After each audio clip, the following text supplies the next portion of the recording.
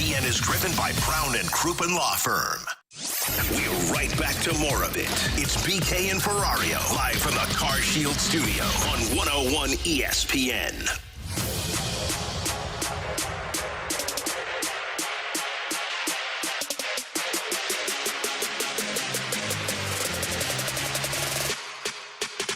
Well, it was not that he didn't want to go to Houston, but it was the timing of if I'm traded sooner than I can look at all the other things on the board. He wants to wait and see what other options are. Yeah, but he's got to understand that you're asking to be traded, and you can't decide when a team can move you because I want to look at more of my options. You either say, I'm not going there, and that's off the board because the team's trying to work scenarios. Has he effectively killed this deal? If this was really the team he wanted to go to, he's in.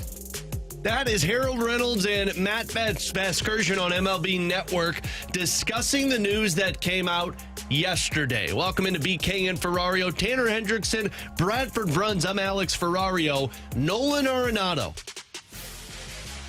invoked his no-trade clause to stop a trade from going to the Houston Astros. That's what John Denton and Mark Feinsand were reporting yesterday. They broke the news. John Denton's going to join us in about 10 minutes or so. But then the more information started to come out, and this was with Katie Wu and Chandler Rome, who covers the Astros for The Athletic. If a deal went through, the Cardinals would have paid $15 million of the remaining $74 million due to Arenado. It was an ideal situation for John Mozeliak and the Cardinals, but the Cardinals aren't the only party with a say in this matter. The decision to block the trade due to a variety of different reasons, including timing.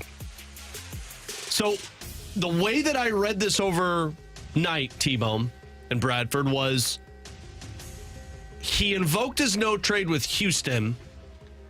Yes, the deal is, if you want to call it, dead. But technically the conversations are still happening to try and make a trade work.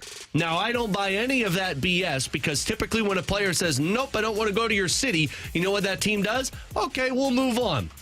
But if Nolan Arenado has stated, I'm not going to the Houston Astros, that plucks a team off of this conversation that was willing to talk with John Mozeliak and company about acquiring Nolan Arenado. And that list is really starting to dwindle right now from what John Denton had said at the winter meetings. Houston seemed like it was one of the last hurrahs for this Cardinals team to trade Nolan Arenado. And if he rejects that trade, I'm not sure you're going to see him traded. Yeah, I'm not sure I'm buying they may still want to have those conversations because you're right. When somebody says, I don't think I want to go there, typically those teams pivot, right? And if you're the Astros, they've already got Isaac Paredes. They can play at third base now. And they got a third base prospect, too, didn't they, in that trade? Woof, if you're going with Paredes at third base. Yeah. That's kind of why they were involved in these conversations for Nolan Arenado. But I think if you're the Astros now, you kind of pivot, right? Clearly, this was a sign they don't believe they're going to be landing Alex Bregman. Clearly, this was a sign of, hey, we think our chances are not going to be in that free agent market. We're probably not going to touch that $200 million. All right, now time for our pivot. Our pivot will be Nolan Arenado. Well, Arenado says, no, my guess is the Astros aren't going to just sit on their hands and go, now, why is Arenado not happy? Is it something that we can do? Can we try and get him to come here? Can we do this again? Odds are, my guess is that they're just going to say, okay, so he doesn't want to be here now. What's our next plan? What's our next move and our next avenue here? Whether it be in free agency, maybe they go to the first base market now and try and get maybe a Paul Goldschmidt or someone like that on a deal to help their offense. I think that this deal is dead. I would be shocked that he ends up being a Houston Astro. And with that being said, I agree with what you said. I don't know what his market is right now because you look at the Dodgers, they don't want him. San Diego doesn't have really the financial restraints there. Angels are somehow on this list still, and maybe they end up making the move for him. But if he doesn't want to play, if he wants to play for a winner, the Angels don't really fit into that category. So maybe he would block a trade there. And the Yankees were reported today to be more focused on first base than they are on third base. That market is slowly starting to dwindle on the St. Louis Cardinals, and it felt like the Astros were that perfect fit, right? They are a team that should be the favorites to win the NL West. They should be contenders, though it's going to look different than what it has in years past since they moved on from Kyle Tucker. Still a really solid baseball team down there in Houston. That makes all the sense in the world. You're the third baseman. Man, that short porch, Arenado, he could hit more home runs there. Oh, yeah, it's like Rockies 2.0. Yeah, well, I don't know if I'd go that far. But what are you talking about, man? It'll make him feel a little bit like that. I've heard it's just like Coors Field. it made sense to me. I was like, okay, I can see why he would be interested in the Houston Astros. And then when he says, no thanks, I'm good. I don't know where you go with him then, because it does feel like there are limited options with Arenado and his contract, because it's still, based on the reports from Katie Woo, they were going to throw in $5 million a year. So basically going to make him like a 3 or $60 million player. Yeah. That's still a lot for a team to commit to take on that kind of salary. It's dead. I mean, I hate to say that, and I hate to be so blunt about it, but the deal's dead now in terms of trying to get Nolan Arenado. This was Mark Feinsand, John Denton, Brian McTaggart on the Arenado trade. A source said there were still ongoing talks between the clubs, though another source indicated that the Astros aren't holding out much hope that a deal will get done. It's definitely not close, a source said. It's done. Like, the Astros made their pitch. Arenado said no, and you know what happened? You move on to a different direction. This eerily similar to what happened a couple of years ago with Torrey Krug. Remember? Deal to Philadelphia, deal was dead, and they moved on from it. That's what happens here. And that list is getting smaller and smaller. Like, we were going through this in the office. The Red Sox might be your last hope, but the reports, at least from their side, is, well, they're trying to make a pitch for Alex Bregman. And if they don't get Bregman, does it make sense to go get Nolan Arenado, who might be in decline, not might be, is in decline for that position? The Yankees aren't in this. The Dodgers and Padres aren't in this. The Angels somehow are still one of the teams that's interested, but I don't think that, I haven't even heard them. And the same could be said about the Phillies and Mets. So this was it. And somebody texted in on Air Comfort Service text line 314-399-9646 saying, shouldn't have the Cardinals gone to Arenado first and then went to the Houston Astros? No, that's not how this works.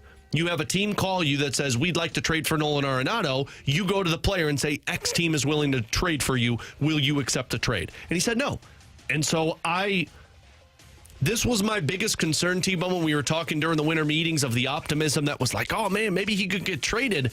There were so many hoops that you had to jump through in terms of salary, how much you're willing to eat, how much the other team's willing to take on, the money that's deferred and how that gets worked out. But the biggest hoop was Nolan Arenado, where he wanted to go. And he's told you, I'm not going to Houston. So this is a list that he has given you, and if you don't get it done, he's back to St. Louis. Yeah, I will say one thing that is encouraging, if you will, is that it was only $5 million that the Cardinals were throwing in on a per-year basis. Right. And the reason I say that is because if the Astros were going to take him on at kind of that 3-year, $60 million-ish range, I think that is a good sign that, okay, there are some teams, like maybe the Yankees, will have more interest in him than we expect, potentially, even though, again, they haven't really been connected to him. They have, according to Derek Gould, a little bit of interest, and same with the Boston Red Sox.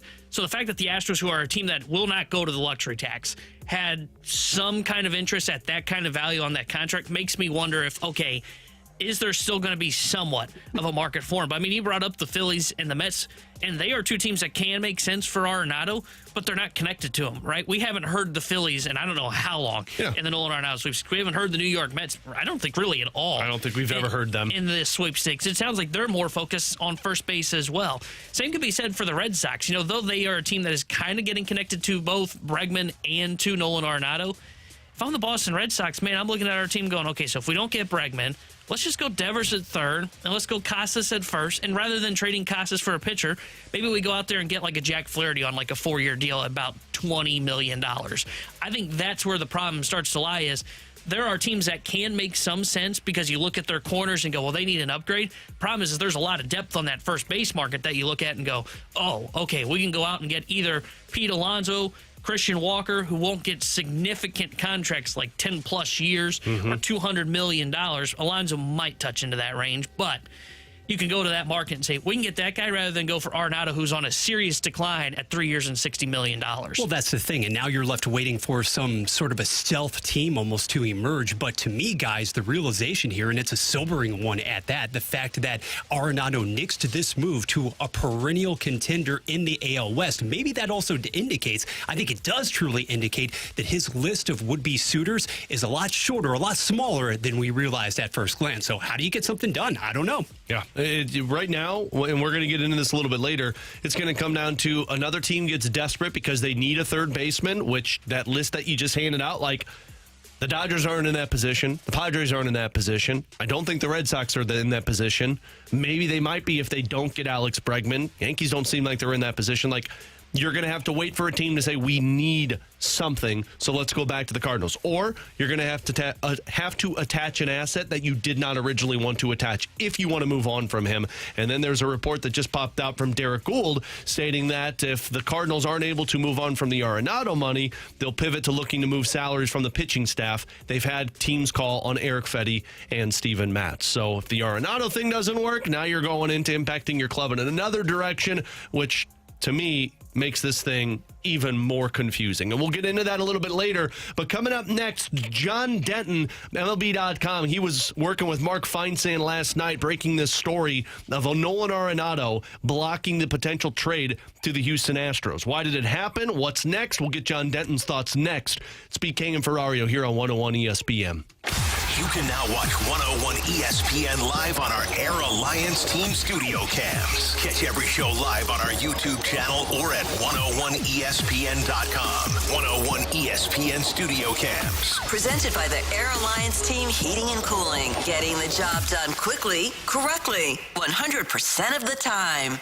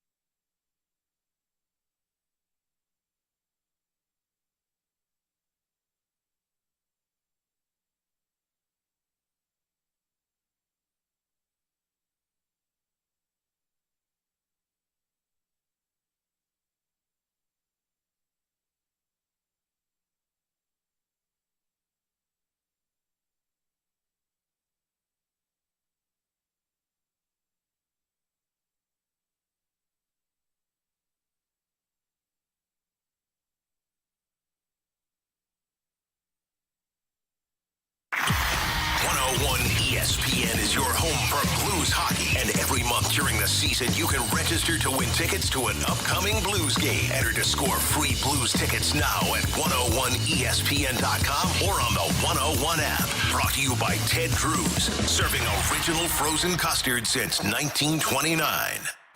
This is exactly where you want to be, listening to us. It's BK and Ferrario, live from the Car Shield studio on 101 ESPN.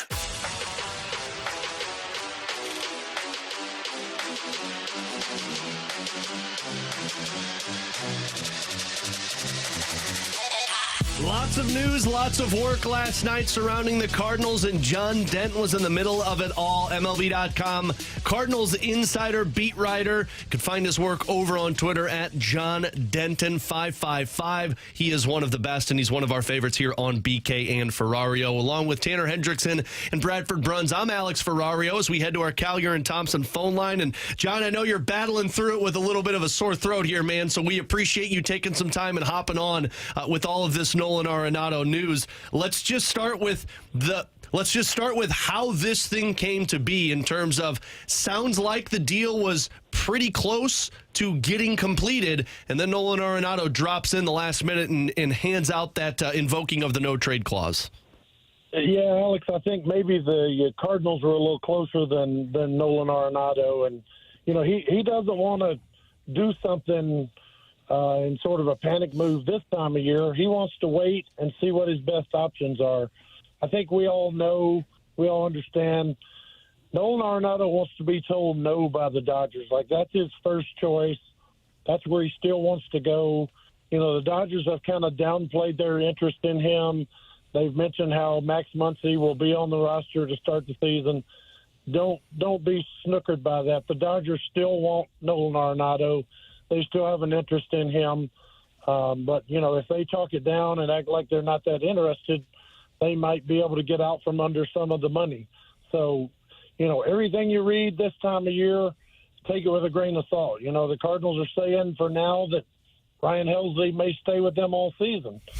That may be just a matter of them trying to get better offers or see the offers improve. So everything you read, every stance that a team takes right now, you know, take it with a grain of salt. So what you're saying, John, is don't trust anybody right now. Unless they work for MLB.com. I like that one. Well, John, just more on the Dodgers side of things, if you don't mind, as a follow-up. How much interest do you believe is there from the LA Dodgers side? Because I've heard exactly what you've said. Dodgers pointing out that Max Muncy's are going to be a starting third baseman next year, so we don't really need Nolan Arenado. Yeah, I think it's strong. I think they know that Nolan would like to be there, that's his first choice. You know, he grew up in Orange County. He grew up a fan of the Dodgers. You know, I know a lot of people in St. Louis have always thought that he would wanted to be there, that sort of thing. Nolan committed everything to St. Louis. He's given it his all in St. Louis. But, you know, if this thing does go where he goes somewhere else, I still think the Dodgers are at the top of his list. Like, Nolan's going to hold out until the Dodgers tell him no to his face. He's not going to take a deal to Houston right now. He's not going to take a deal to Philly until he is told to his face by the Dodgers that, no, we don't want you. And, you know, I just don't believe that's to be the case. I think the Dodgers still have a tremendous interest in having Nolan Arenado. Yes, his power numbers have gone down the last 2 years, but he played a really good third base this last season. He kind of messed up his arm in 23 with the World Baseball Classic, had a rough year defensively, but he really bounced back this past year defensively, and he's working out every day. He's doing MMA workouts. He's doing yoga. He's lifting again, trying to show everybody that he can get his body back. And like I said, until the Dodgers bluntly tell him no, I think he's going to hold out for that option first and foremost. Well, John, you mentioned the Dodgers and, of course, the Astros reported yesterday to have the deal done. How strong do you think the market still is for Nolan Arenado across Major League Baseball? Well, you know, a lot of this is kind of held up by what's going to happen with Alex Bregman. You know, if the Astros can't re-sign Bregman, if they don't want to spend the money that he's asking for, you know, I think this will be revisited again. You know, if the Yankees aren't willing to give Bregman the $200 million that he wants, they could have an interest in him. You know, the Mets could possibly be in there. Philly is not happy with Alex Bohm. I think if the Cardinals could get their hands on somebody like Alex Bohm, they should jump at that. I mean, that's a former first-round pick. He's got all the tools to be a great player.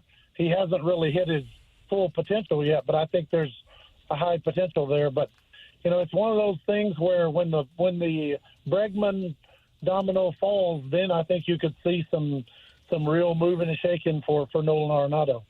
And, John, do you think there's still a chance, though, that he could end up being a St. Louis Cardinal? I mean, you mentioned still some dominoes left to fall here in the offseason, but is there still a chance he comes to spring training with St. Louis?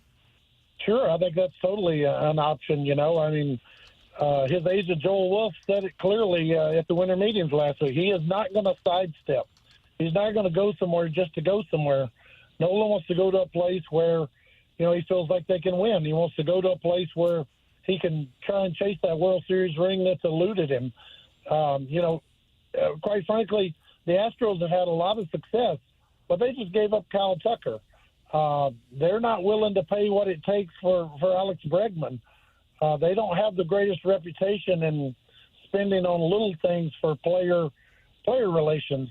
So, you know, I think in a lot of ways he sees the Astros as a lateral step. He's not really improving his chances. But once again, I'll reiterate, if the Dodgers come calling, if the Yankees come calling, he would see that as a chance to improve and would look at those more seriously. And I actually think he would love Philly. He loves playing with veteran players. He loves playing with with players who are established and done things in this game, I think he would fit in great in the Philly clubhouse. And that fire inside of him and the passion in Philly, I think he would be a good mix there. We got a couple more minutes with John Denton, Cardinals beat writer, MLB.com. He was a part of the team with Mark Feinsand that broke the news last night that Nolan Arenado invoked his no-trade clause to not go to the Houston Astros. John, one more on this Arenado front in terms of the trade side of things. You mentioned Alec Boehm. I've kind of been on that hill myself, saying like, hey, if Alec Boehm's available, try and find a way to make that work. Is there a possibility in your mind of finding a deal to get Alec Boehm and trade Nolan Arenado in the same conversation? Yeah, I think there is. There's a belief in Philly right now. I was talking to some people there last week at the winter meetings. They feel like they need to shake it up. They need some change. They haven't been able to get over the hump the last 2 seasons.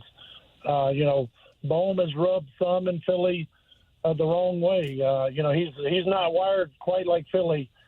We call it passion, but I mean that's a tough city to play in.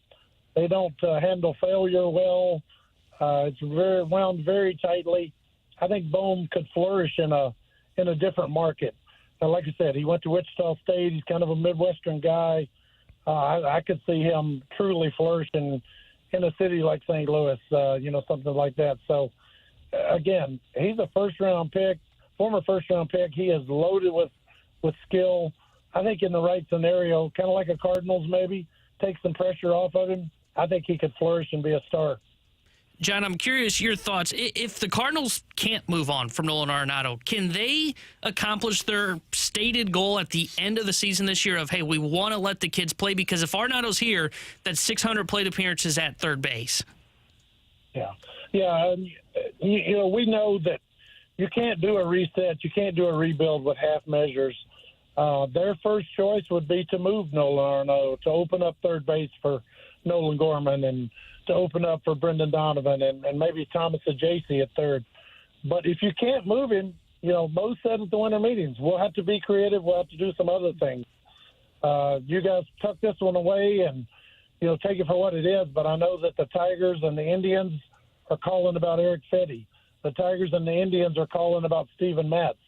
Maybe they can't clear the payroll they want to with Nolan Arenado, but there are other ways, So maybe they move a pitcher or two to clear payroll that way. Well, John, I was just going to ask you about the pitching, and you mentioned Fetty and Steven Matz. Which of those two do you think is more likely to be moved? Because it sounds like the Cardinals have interest in holding on to Eric Fetty. I think the Cardinals want to hang on to Fetty. He's owed, $7.5, I think, for this next season. That was a big part of the reason they made the trade was because they would get him last year and this year both.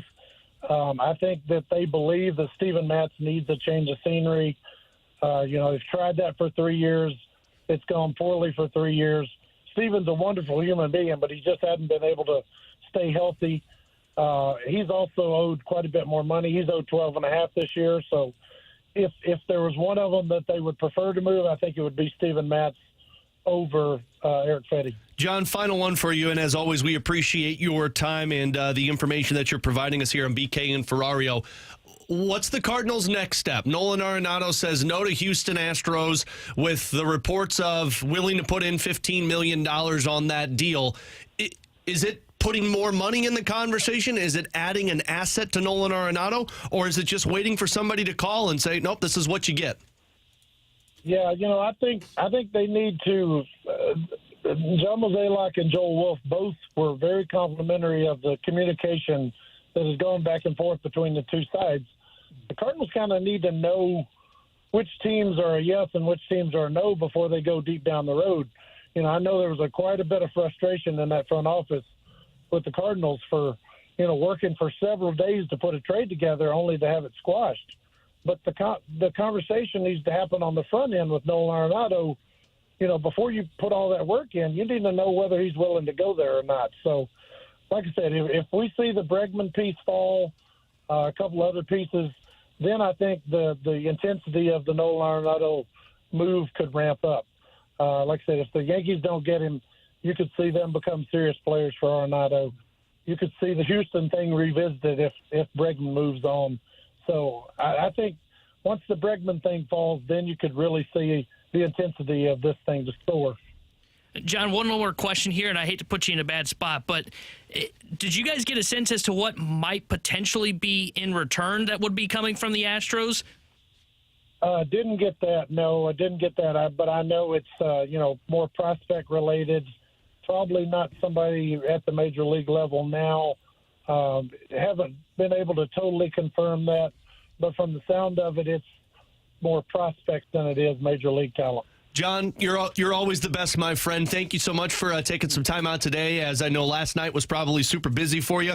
Rest up those pipes and have a Merry Christmas with you and your family. Sounds great. You guys are the best. Thanks. Take care. There you go. John Denton, one of our favorites here on BK and Ferrario, MLB.com beat writer covering the Cardinals. And I don't know about you, T-Bone, but if this has come down to Arenado needing the Dodgers to tell him no, then basically what this is Arenado's going to hold the Cardinals ransom basically until they can do something, because the Dodgers aren't going to make a decision on that right now unless it's perfectly appeasing to them. Cardinals aren't going to make a deal easy for the Dodgers to get Nolan Arenado because that's not cutting salary. This really feels like you were at a stalemate right now between two sides, which is going to hinder the opportunity for the Cardinals to really adjust this roster as they seem fit. Yeah, if that is what Arenado is doing, which is, hey, I want to be an LA Dodger and I'm going to kind of hold out until I hear the Dodgers tell me no, then they're kind of in the spot that you feared early on in this conversation, right? Of, okay, well, if I just want to be a West Coast guy, well, now you're limited to one team. You're very limited in the return. And I find it fascinating. Look, I don't think the Dodgers are going to be involved still. I think they are a smart organization, and I think they know Max Muncy's a better option right now at third base than Nolan Arenado. But I can see where they continue to have some of that conversation. And if they end up deciding, no, it's not, I'll be curious to know what Nolan Arenado decides to do, because I think John was right. I think John's spot on. Hey, man, the Yankees make sense if the Yankees end up pivoting towards him. Phillies make sense if they end up trying to pivot towards Nolan Arenado. And I think he'd love to be a Philadelphia Philly on that team. But him potentially saying, hey, it's Dodgers right now, and until the Dodgers tell me no, Dodgers can hold up this market and continue to weigh their options, which is a bad spot for the St. Louis Cardinals to be in. If Nolan Arenado wants to be told no by the Dodgers, can't Mo call up the Dodgers and put him on speakerphone and be like, Nolan, I got you on three-way. L.A., can you please tell Nolan that you're not trading for him? Freeman would be that guy that would be like, well, Nolan, I don't know what Mo's talking about. We're just trying to weigh our options right now. And Mo would be like, you son of a... You told me no! So there you go. But really good information there from John in terms of, it is the Dodgers. That's the team he wants. There are some interest teams. You heard him mention the Tigers and the Guardians calling about the pitching side of things. And then also you heard him mention about the Alec Bohm, which for some reason still kind of piques my fancy, but I don't know how you make that work until you can figure out what to do with Nolan Arenado. He's Tanner Hendrickson. I'm Alex Ferrario. Plenty more Nolan Arenado conversation. We'll get into that in the 12 and 1 o'clock hour. Coming up next, though, switch over to the Blues for a couple of minutes, because last night they made another trade. And what does that tell you about where this team is at in terms of their other players in that position? We'll get to that next here on 101 ESPN. Pavel Buchnevich is the jersey giveaway this week. And if you want to have a shot to score an autographed jersey, get entered to win that signed Buchnevich jersey now at 101ESPN.com or check it out on your 101 mobile app. The winner must be 21 and older. And my jersey giveaway is refreshed by Bud Light. Bud Light, easy to drink, easy to enjoy.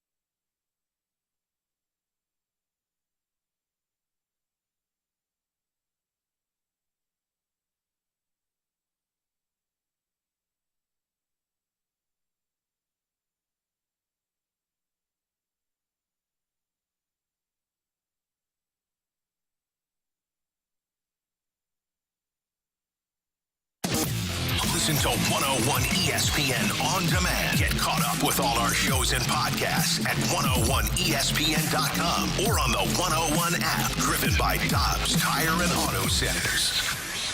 101 ESPN Sports Center. STL heads for Sunshine State. Good morning. I'm Bradford Bruns with your Sports Center update, driven by Johnny Londoff Chevrolet and Johnny Londoff Autoplex. On the heels of a 4-1 defeat versus New Jersey, Jim Montgomery's Blues encounter another Eastern Conference foe tonight. Atlantic Division constant Tampa Bay hosting St. Louis at 6. Yesterday, Doug Armstrong sent defenseman P.O. Joseph back to Pittsburgh, netting future considerations in return. NFL Broncos Chargers will kick off Week 16 about 8 hours from now. Indiana visits Notre Dame tomorrow as CFP action begins. Mizzou, meanwhile, snags big-time portal prize Ahmad Hardy, who just led Louisiana Monroe's rushing attack. This Sports Center update was driven by Johnny Londoff Chevrolet and Johnny Londoff Autoplex. See them at londoff.com. Chevy, together we drive. Are you kidding me? They are St. Louis. It's BK and Ferrario, live from the Car Shield studio on 101 ESPN.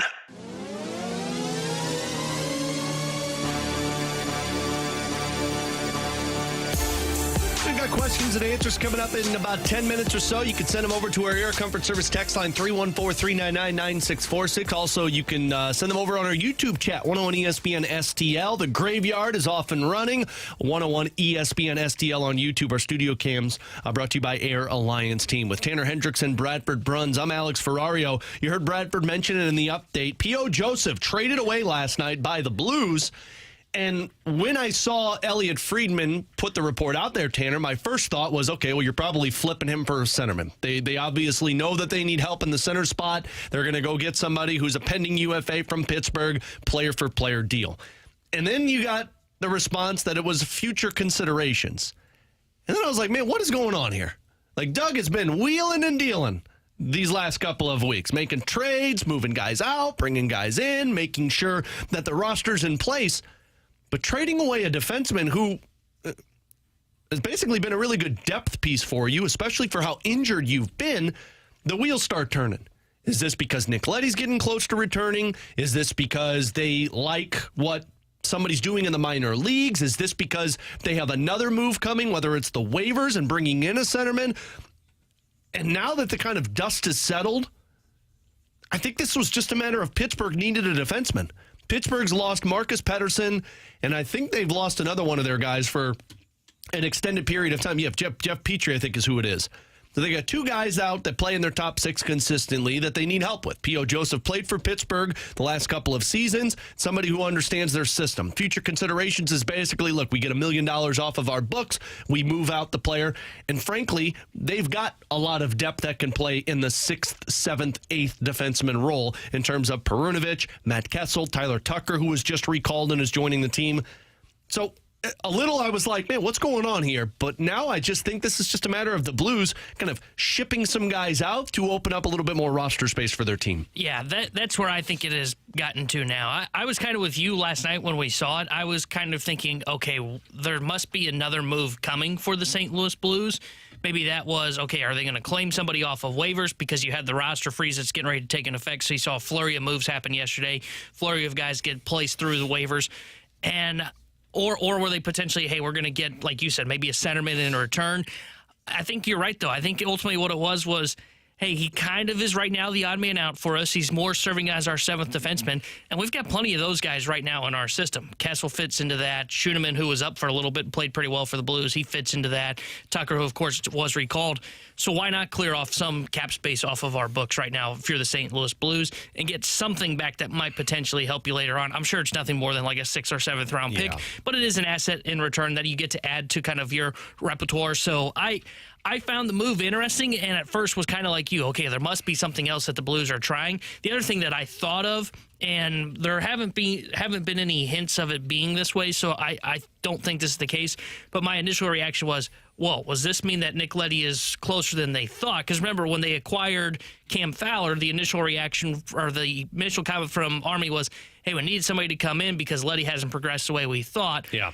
I thought, okay, well, maybe he's gotten closer. The fact that Montgomery didn't really speak about it today at practice makes me still think, okay, he's further away, kind of like they expected. This was more of a, let's just ship out P.O. Joseph, get something in return, and we can have Tyler Tucker sit in our press box. Yeah, and from my understanding, Nick Letty's not even on this road trip with the team, so like I don't think he's back anytime soon. Last night I was like looking at like a couple of players for Pittsburgh. First, my thought was like, oh no way, is Kevin Hayes coming back to St. Louis? And then he didn't. But you're looking at like a Blake Lizotte, a couple of these guys, Noel Achari, who the Blues are familiar with. I'm thinking like, okay, they're going to get somebody to be a third-line center because Oscar Sundqvist has been kind of having his ups and downs, and I wondered what was going to happen with Brandon Saad. There's a player that's on waivers today, Justin Dowling, who plays for the Devils, that Jim Montgomery was glowing about when the Blues played the Devils. They played together in the Dallas Stars organization. So, like, my head was spinning there. But in all reality, what this is I think this was just Pittsburgh, who has won 7 of their last 10 games, has put themselves in a playoff spot once again. They needed help. And they called the Blues and said, hey, we need a defenseman. P.O. Joseph played for us. He played the last 2 seasons in the Pittsburgh Penguins organization. We need to make a trade. And they were like, yeah, that makes sense. I mean, I like P.O. Joseph, but he really didn't do anything that said, like, he needs to stay in your lineup. And frankly, I think what this really does, T-Bone, this is a little bit of an applaud to Scott Perunovich. Absolutely. Because Scott Perunovich is playing once again tonight. He's on that 6th pair. The Blues did recall Tyler Tucker. Jim Montgomery said a little bit ago that he's en route, so he'll be with the team. Not playing tonight. My expectation is he doesn't play tonight. But Scott Perunovich, although it has been somewhat of a revolving door, he'll sit a few games. P.O. Joseph will sit a few games. Scott Perunovich has had a really good run this season. Now, I don't think it's been great over these last couple of weeks, but he's found a way to stay in the lineup. And he's found a way to force the Blues not to put him through waivers because they believe he'd get claimed. And I think that's why you make a trade for P.O. Joseph. You're worried he gets claimed, and so why not get future considerations over nothing for the player? This is an applaud to Scott Perunovich for at least solidifying himself as a top 6 defenseman. I don't know what that means for his future in St. Louis. Frankly, I don't think he's really a part of this team beyond this season. But for right now, you need depth, and Scott Perunovich is providing that for you. Yeah, I don't know what his future is in St. Louis, but I do know his future is probably in the NHL with somebody, right? I mean, that was a real question for Scott Perunovich coming into this season. Not only what would he make the St. Louis Blues roster, and he did, and he started out as the 8th defenseman, if I remember correctly. He and P.O. Joseph. Yeah, so he made it as the 8th defenseman, but there was a lot of question about what does Scott Perunovich, this is kind of his last opportunity, and when he got inserted in the lineup while they started to deal with injuries, it was, hey, this is the last chance for him to prove not only that he should be on the Blues roster, but potentially an NHL roster, and good for Scott Perunovich. Now, he hasn't played as well as he did in that 5-6 game stretch a little bit earlier on in this season. He's still been a pretty good defenseman for the St. Louis Blues, though. So the fact that he's been able to kind of take the opportunity that he was given because of injuries and run with it and work himself into the top 6, good for him for a player that's dealt with so many injuries that he never really got to see his full potential. And I don't think he'll ever get to what we thought he was going to be. Right. But good for him to make it into this team and be a part of their top 6 for right now. Well, and I saw a couple on the Air Comfort Service text line say, why trade P.O. Joseph and not trade Scott Perunovich? One, I would imagine if Pittsburgh's calling St. Louis, they're saying, we want P.O. Joseph. You want to get a guy who's familiar with how your team plays. You go out there and you trade for that familiarity. I think P.O. Joseph last year was playing with Chris Letang sometime. So, this is somebody who knows how to play. And 2, I don't know if the Blues are in a position to want to trade Scott Perunovich. I don't believe he fits into the future plans. There's guys in the system that I view taking his spot. Like Theo Lindstein makes a lot of sense of being the next Scott Perunovich. Yeah. But you can't rush that. And so you want to keep a guy who can provide offense for you, albeit you're not really playing him in any of the power play situations. But this is just the depth. This is just the asset management that you need to find ways with. And Scott Perunovich has found a way to keep himself in this lineup. More than anything, though, you're going to get more opportunities now for a Tyler Tucker. Tyler Tucker's been playing well for the Springfield Thunderbirds. Does he play in tomorrow's game against Florida? I would imagine, but we'll find out. Matt Kessel was sent back down. You're getting rid of some of the guys who are here that don't really make sense big picture for this Blues team, which, I applaud for them finding ways to move on from certain players. Is there I'm asking this kind of on the fly here. Oh, good. I like those. Is there a scenario in which Perunovich, for the rest of this season, there's still plenty of time to go. Can he still play his way into the Blues' future plans? And the reason I ask that is, he's got RFA status at the end of the year. You've got Letty, who will come off the books after next season, along with Cam Fowler. So then you're down 2 more defensemen. If Krug's not back, you basically could replace Perunovic into Ryan Suter's spot, who will be a free agent at the end of the year. And, of course, Father Time eventually will catch up to Suter, who's 39 years old. No, man, he stays away from the cereal. I mean, he could play for no another... Cinnamon Toast Crunch gets you to play in the NHL till you're 40. He does look like he could play a couple more years. But I still can't see a scenario where you look at this and look at it and say, okay, do we give him like a 2-year contract? He's kind of that 6th defenseman until we're ready to have Lindstein come up. Because Army said Lindstein's not going to be here till... 26, 27. Yeah, 26, 27 was what he estimated as his time of arrival.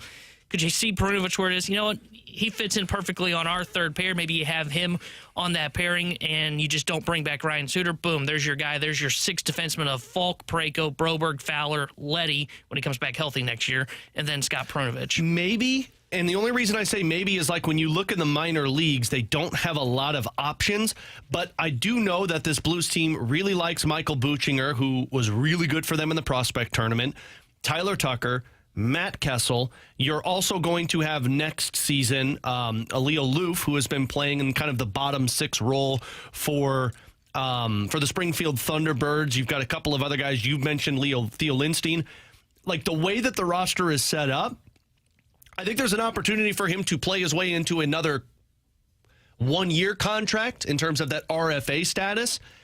But if I'm Scott Perunovic, I'm not going to go beyond the 1 year because I see the writing on the wall with the Blues. Like, there's no playing time for me in the top 4. The team just traded for Cam Fowler. So that tells you, like, there's no top 4 time. You're a third pair defenseman. If the Blues want you back, technically they have your rights.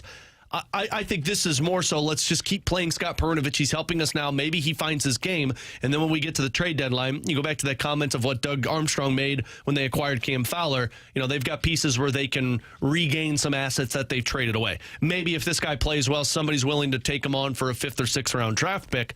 So, no, I don't see it beyond this season. I think it's good to have depth, but I think guys like Tyler Tucker, Matt Kessel, those are going to be those depth third-pair pieces for you next season rather than a Scott Perunovic or a Ryan Suter, and then more than likely you're going to have Nick Leddy still under contract. Tanner Hendrickson, Bradford Bruns, I'm Alex Ferrario. By the way, a couple of other nuggets from practice today. No Radek Faksa. Montgomery said doubtful for tonight, probable for tomorrow. It's Binnington back in between the pipes, and it sounds like Oscar Sundqvist is coming back out of the lineup, and Alex Texier is going into the lineup. So that's the matchup against Tampa tonight. 6 o'clock puck drop. I've got your First Community Credit Union pregame starting at 5. We will answer your questions coming up next. You send them over to our Air Comfort Service text line, 314-399-9646. Questions and answers next on 101 ESPN.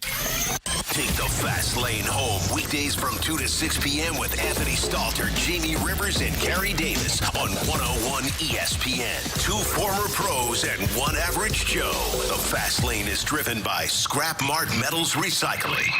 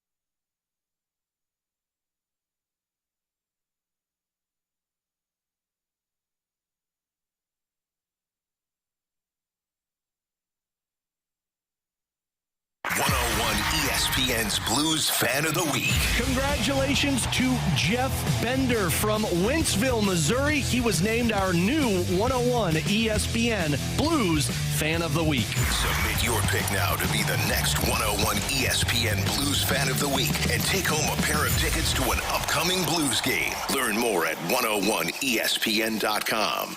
Giving you the picture, the real big St. Louis sports picture.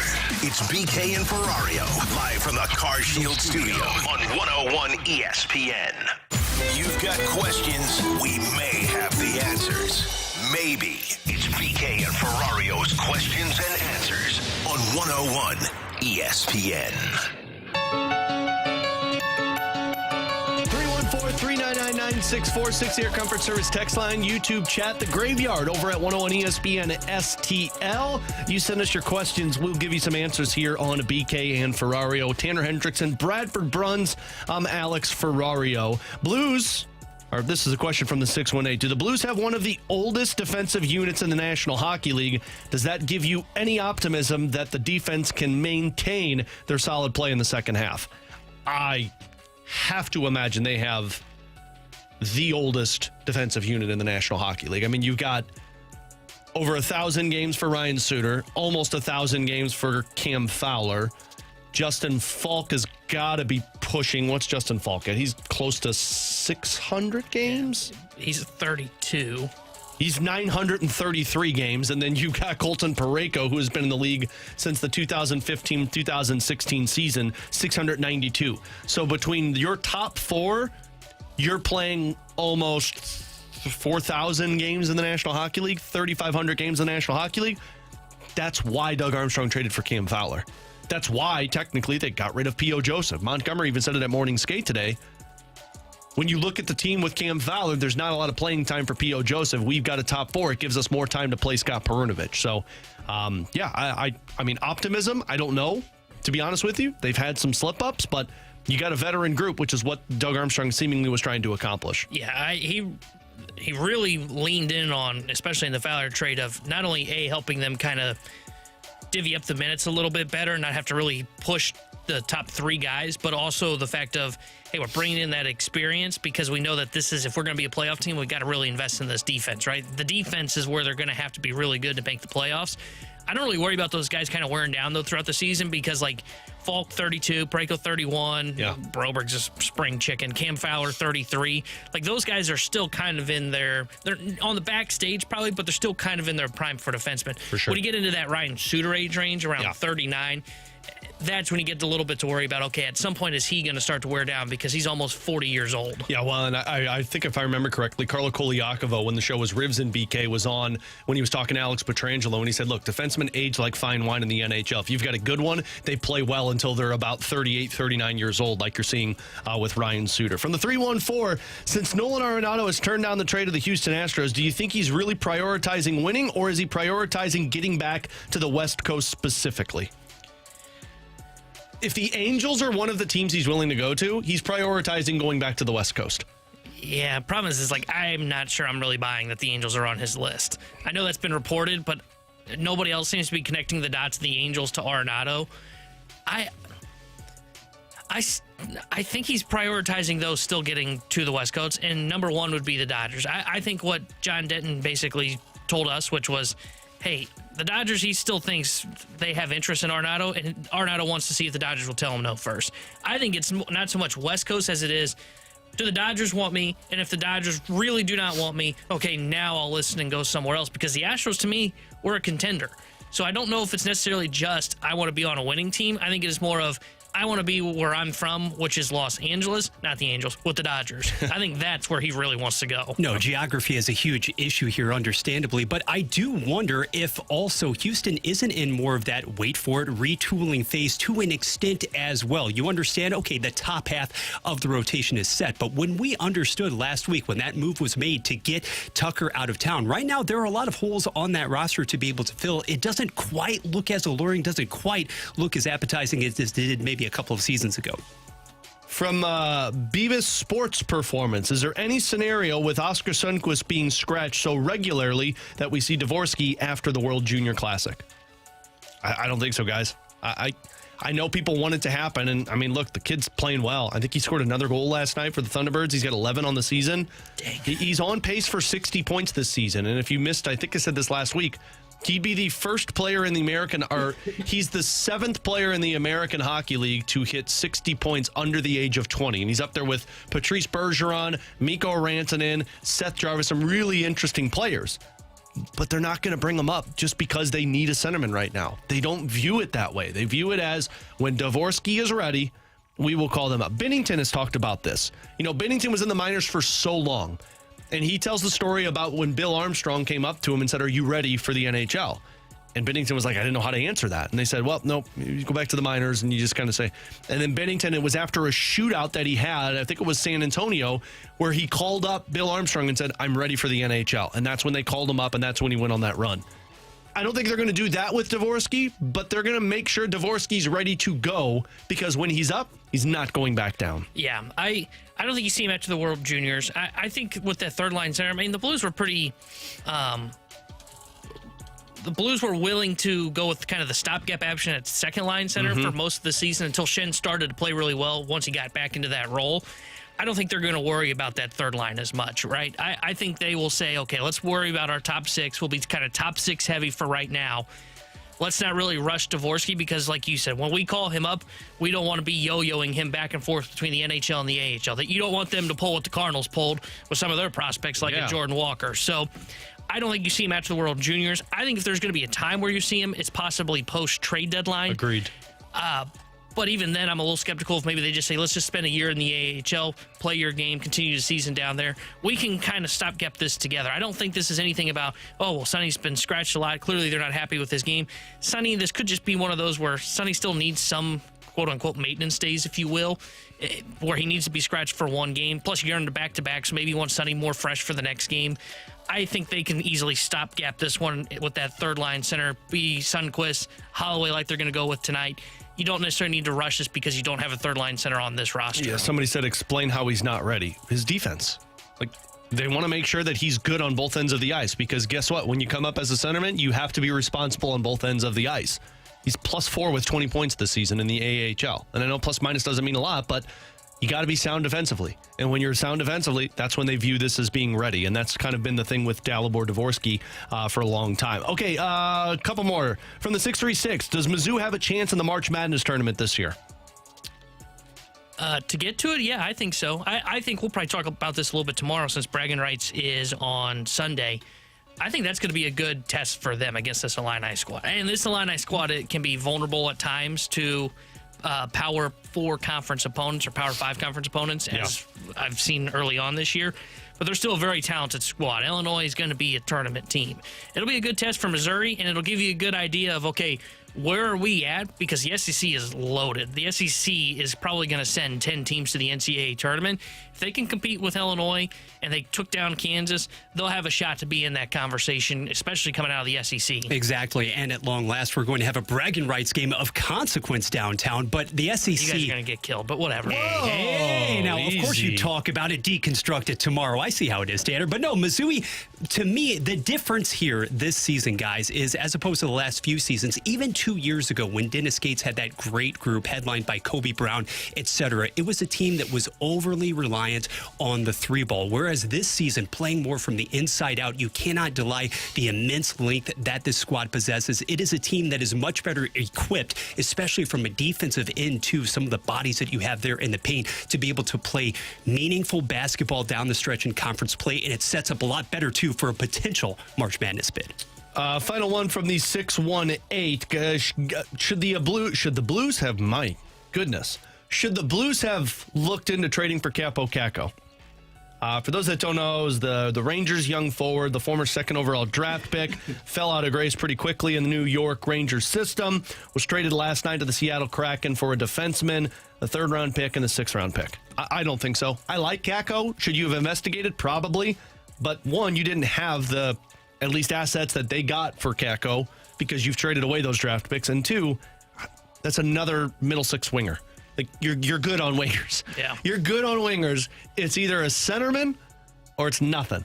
So I think the Blues are kind of in a good spot where they didn't have to worry about that. Yeah, he would have been interesting, but I don't think you, A, had the assets, but B, also, what does it say that he fell out of favor with 3 different coaches in New York? Yeah, that's a good point. And his best season is 40 points, which is a solid year for him back in 22-23. But outside of that, he's been like a 15-point guy. He's at 14 points this year in 30 games, so he may have been on pace for a really good year, but he fell out of favor with 3 different coaches in New York. It's not like this was one coach. It's not like it was just Laviolette, who's there now. Yeah. He fell out of favor with 3 different guys, which Gerard to me Gallant. is very telling as to how they kind of view him. Yeah. So I'm okay with the Blues saying, no, we don't really have the assets. We don't have much interest right now. He's making $2.4 million too. Like if you would have called him and said, you want Saad, then yeah, sure. But that's not going to get that deal done. It was a 3rd and a 6th round pick and at least a young defenseman that they can dream on. Tanner Hendrickson, Bradford Bruns. I'm Alex Ferrario. Coming up at 15, we'll get a little bit more into the Blues because Dylan Holloway, once again, back at the 3rd line center position. Is that the best way to utilize him? Joey Vitale, a little programming change. Joey Vitale is going to join us at 1:15 later on today. But coming up next, can the Cardinals achieve the goal that they were set out to do this season if they're not able to move Nolan Arenado? We'll discuss that next on 101 ESPN. Each week, the Rizzuto Show and the Fast Lane are battling it out in the Pick'em Challenge, but sometimes we come together just to hang out and watch some football in person. You can join Moon from the Riz Show and me, Andrew Marsh, from the Fast Lane this evening from 6:30 to 8:30 at Cyberg's in St. Peter's. Come watch the Thursday night football game, get signed up for some Point and 101 ESPN giveaways, and enjoy a cold Bud Light. That's this evening, 6:30 to 8:30 with Moon and me, Andrew Marsh, at Cyberg's in St. Peter's. Brought to you by Bud Light, official beer sponsor of the NFL. Easy to Sunday, easy to enjoy.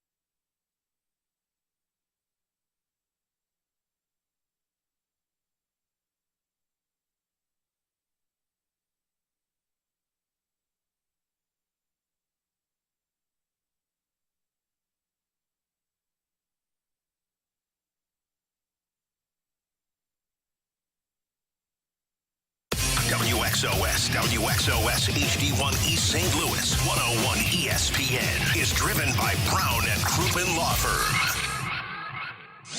We're right back to more of it. It's BK and Ferrario live from the Car Shield studio on 101 ESPN.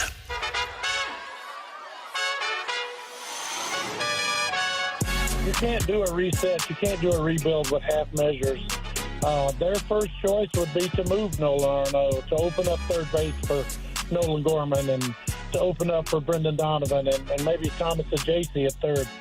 But if you can't move him, Mo said at the winter meetings, we'll have to be creative. We'll have to do some other things. You guys tuck this one away and, take it for what it is. But I know that the Tigers and the Indians are calling about Eric Fetty. The Tigers and the Indians are calling about Steven Matz. Maybe they can't clear the payroll they want to with Nolan Arenado, but there are other ways, So maybe they move a pitcher or two to clear payroll that way. So let's do fun with numbers here on BK and Ferrario. Yeah, the good news, though, we got Bradford here, so Bradford will be able to help us with that at some point. Thank you. That voice, by the way, was John Denton, Cardinals insider for MLB.com. He joined us in the 11 o'clock hour. If you missed it, you can check it out on our podcast page at 101ESPN.com, which is always presented by Dobbs Tire and Auto Center. So if the reports are that the Cardinals were willing to send about $15 million for Nolan Arenado, that essentially, if my math serves me correctly, you were trying to shed about $32 million, correct? Because it's about $47 million, $15 million with Nolan Arenado, 32. You were close, but they were trying to shed about $27 million. Because $5 million a year. $5 million a year. Okay. And he's at $32 million a year. Again, okay. Wow, you're the one who wanted fun to do that. With numbers. You put yourself in. Was that not fun? No. Okay, yeah, you're right. It wasn't. Okay, $27 million. That's why this Arenado contract, dude, I can't imagine in these conversations. Most like trying to solve a Rubik's Cube. There has to be like 17 different accountants working in the front office, being like, "What do we do with this one?" And one of the accountants going, "Can we just hold them? Can we just keep them?" And by the way, that's probably why when John Denton said the front office was a little ticked off that they got this deal done and he wouldn't accept it, it's because they did all of these numbers crunching and they're like, "Wait, come on, accept the trade." They wasted their whole weekend trying to work this trade out, and he said no. It's Christmas, Nolan. Anyway, we're open for business. Amen to that. Now they got to figure out how to crunch the numbers again. So $27 million is what they were trying to shed. Nolan Arenado nixes the trade. As it stands right now, he's still with the Cardinals. Now, again, Houston, they're saying that it's not dead yet. Can pick back up conversations down the road. I don't buy it. But let's say you don't trade Nolan Arenado. How do you go in a different direction? How do you take an alternate route to reset, gain valuable playing time for your players, and also shed $27 million? And the answer is pitching. And T-Bone, it's not a good answer because, again, fun with numbers. If it's Steven Matz and Eric Fetty that you're shedding, that's about 19 mil, I would imagine, 7.5, 11, 12. You're talking about $19 million. So you're still $8 million shy of what you were trying to shed. And if you trade both Fetty and Steven Matz, now you're going to have to go out to the market and go sign another starting pitcher because your starting pitching rotation next year is going to be Sonny Gray, good, Miles Michaelis, Andre Pallante, okay. And then you're talking about guys in the minor leagues that you haven't seen for a sustained run. So you're going to have to go spend at least $10 million to go bring in another starting pitcher because you just had to ship out two guys because Nolan Arenado's there. And your pitching is bad. Sorry. Your pitching would be bad without Eric Fetty and Steven Matz. Well, not so much Steven Matz. Same. Fair. I think if you can't move Arenado, it's kind of twofold, right? Now you've got to worry about, because Mo made it clear at the winter meetings, hey, this not only is a move of we need to clear up playing time for Nolan Gorman, or whoever it is they want to play third base, Gorman or Donovan, or Sajayce, I guess. But we also need to cut salary. It's clear the Cardinals are still in salary shedding mode. So now it does become an interesting conversation of, well, how do you get to around, my guess is it's around that $20 to $27 million is where they're trying to shed this money. Mm-hmm. And if that's the case, now you get back to that conversation of, okay, Steven Matz, I think they've been clearly trying to shop Steven Matz. And John Denton brought it up. He said it's even more likely he thinks that he's the one who gets moved than Eric Fetty when I asked him. That makes sense. Needs change of scenery. And still, Matt said his contract doesn't look too bad considering you're seeing guys like Luis Severino get like $16, $17 million a year. Pitching market has exploded. Then it comes down to, okay, well, then do you have to move an Eric Fetty or do you have to move Ryan Helsley, which they don't want to do? And some of their thought process I do think is smart, right? You just saw the return Devin Williams got. It was hey, we got a major league starter that's 1 year control Nestor Cortez, which for the Brewers it made sense because they're in their winning window. Or they think they're in their winning window, and they needed a starter at the big leagues. So that kind of makes sense, but it wasn't a big return, right? So it makes sense to hold on to Helsley and say, let's get to the trade deadline. If we're out of it, then maybe we can get a prospect haul for him. I mean, Rolls Chapman got the Royals Cole Reagans, for example. So, but if you have to shed salary, now all of a sudden you may have to look at Helsley and say, well, we still need Eric Fetty in this rotation. Whether you like it or not, we still want somebody that's going to eat some innings for us, and we don't have to really rely on a Palante, a McGreevy to really take care of that, because Michaelis then is the guy that has to shoulder the brunt of that. And we don't have money then to go out and free agency, potentially replace one guy that we move. So let's hold on to Fetty. Now we're forced into trading Helsley, which we really didn't want to do. Not going to get the return we want. So it becomes interesting now how the pieces may have to move if they can't get away from Arenado's contract.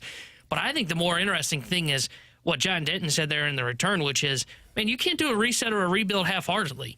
I mean, look at what the Blues did. They didn't do it half-heartedly. They brought in a ton of assets. Dylan Holloway, Philip Broberg. They've drafted Dvorsky. They've drafted Snuggerud. They've drafted Lindstein. Like, they've brought in a ton of assets to do this reset, and they brought in some pieces that were stopgaps along the way, like Kevin Hayes, Vrana, Kapanen. They did it the right way of what they wanted to do, and now they've had the opportunity to play some of these kids, Bolduc as well. For the Cardinals, we talked about it yesterday. If Arenado is here, he is locked into 600 plate appearances at third base. You're not going to bench Nolan Arenado. So now you've got second base and left field in the DH spot to try and get at-bats for 5 different guys. And Burleson, Donovan, Gorman, Sajasi, and then Nootbaar. I'll throw into that conversation as well since I brought up the outfield. And that gets back to our conversation. Well, then do you have to slide Nootbaar to center field, which I don't think the Cardinals want to do. Honestly, Nootbaar's probably not a center fielder in the long run, so it doesn't really make sense to do that. You just get stuck into this log jam, which the Cardinals are trying to avoid having like they've had over the last couple of seasons, right? Yeah. You think back to 2023, there was the outfield log jam when you had Carlson and O'Neill.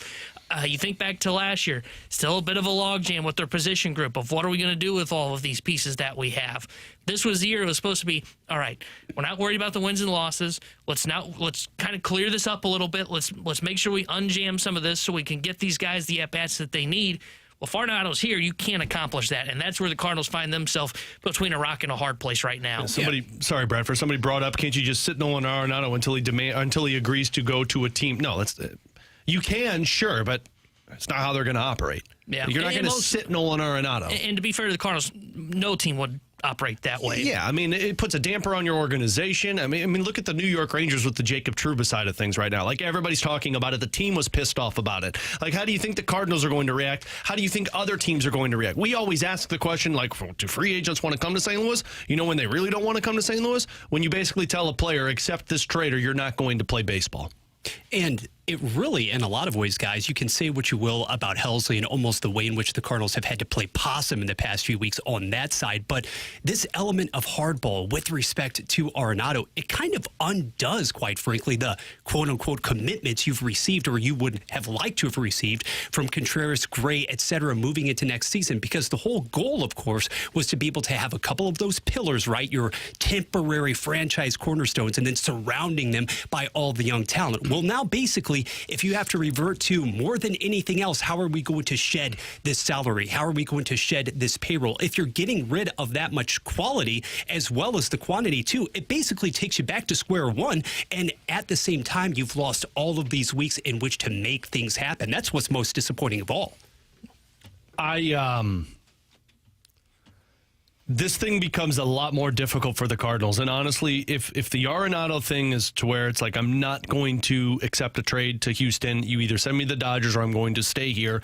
And honestly, like, side note with all this, I don't blame Nolan Arenado for doing that. Like, you've earned the right. You had the contract. You did multiple opt-ins with the Cardinals. You've earned the right to not go where you don't want to go. You go where you want to go. I can't blame him for that. But this becomes so much more difficult because what my biggest concern would be is Arenado stays. You can shed some salary, but you're like, man, we don't want to go too far. You don't want to trade Helsley. You don't want to trade Fetty. And then you fall into the trap of, you know what? Maybe we're competitive enough. Maybe we can go out there and actually perform. And then once again, you're kicking this can down the road a little bit more because it's, well, Arenado's going to be playing.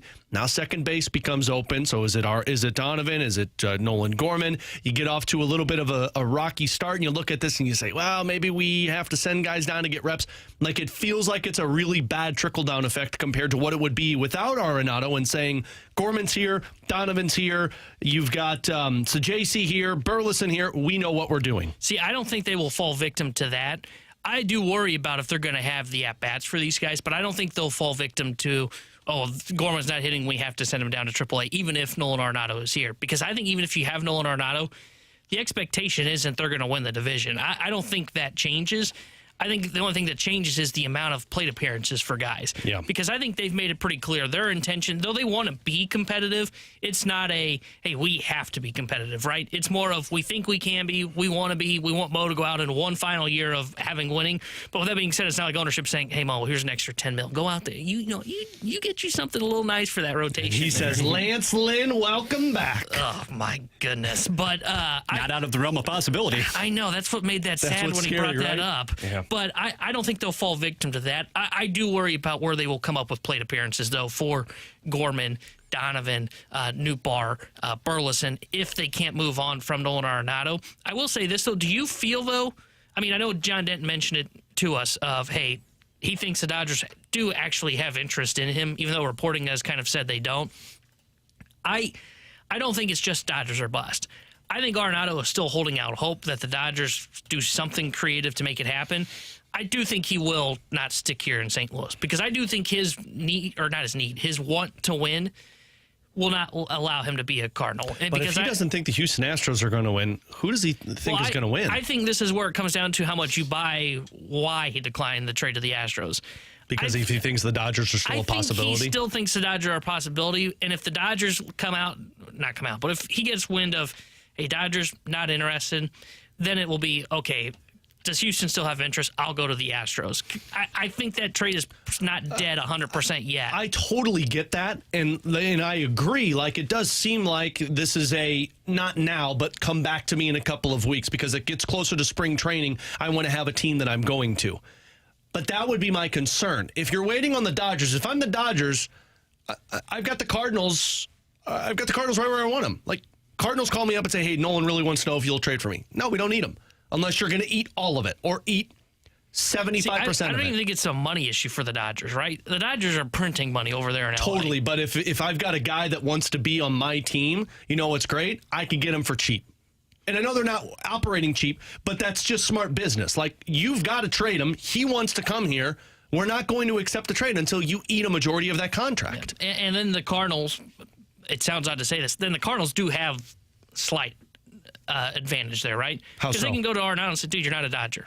Like, the Dodgers kind of want you. But unless the Dodgers are telling Arenado, like, hey, man, we want you, but the Cardinals got to eat salary. The Cardinals won't just eat a significant portion of this. They can't make it happen financially, right? That's the whole point of right now why he's on the market. It's not because it is partially because they want to free up at-bats. It's the money. And so if the Dodgers say, well, we're not going to acquire him unless you eat most of that contract, well, the Cardinals are going to go, well, then I guess Arenado is either A, Cardinal, or B, Nolan, you've got to go somewhere else. And the other part of this, too, is if I'm Nolan Arenado, the closer it gets to spring training, the less likely I'm willing to accept a trade. Because now I got to go down to spring training. My family's got to go get adjusted to wherever we're moving from. And it's going to impact my ability to perform.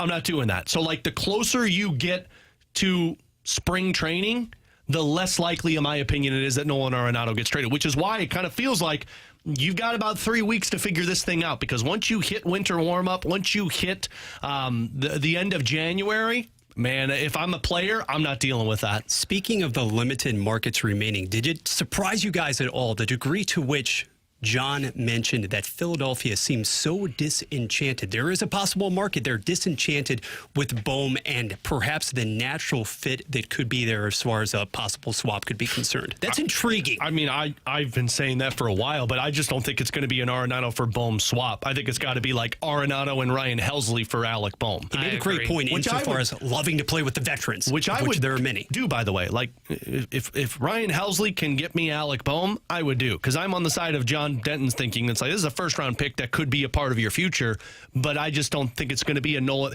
This isn't a, hey, Philly, we'll give you Nolan, you give us Alec Bohm, because they can get something bigger for Alec Bohm if they wanted to. Yeah, exactly. I think you'd have to put something in that package, whether it be Helsley's a name that is a good one to be brought up, or Fetty, someone like that, because Fetty would make a ton of sense. Fetty would make sense, and I'd be on board with that too. So, yeah, I don't think it is just a Nolan for them. Philly, it's weird because, like, if I'm in Philly's shoes, I'm keeping Bohm. I don't get their displeasure with him, but, dude, it's Dave Dombrowski. That dude makes crazy moves all the time. You're shaking it up to shake it up purposes, which never really works out for you in terms of the long run when you try and make changes just to make changes. Tanner Hendrickson, Bradford Bruns, I'm Alex Ferrario. Coming up next, back to the Blues, because Dylan Holloway tonight playing the third-line center position once again. It's not ideal, but is this their best option, or should they start pushing some chips into the middle and go find a third-line center? We'll get to that next on 101 ESPN. It's time for another moment in Blues history.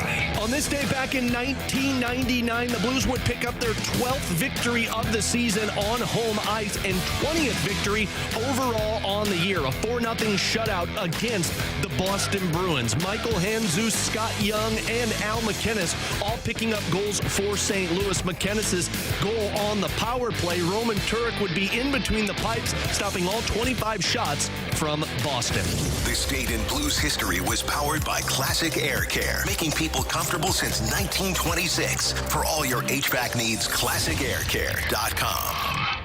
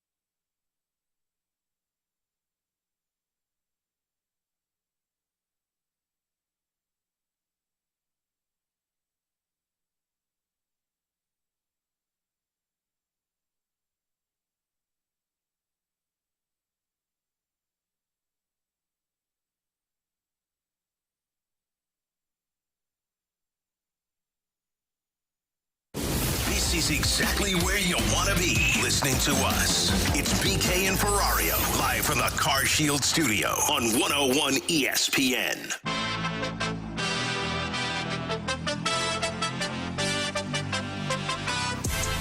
So Dylan Holloway expected to play the center position once again tonight. Along with Tanner Hendrickson and Bradford Bruns, I'm Alex Ferrario.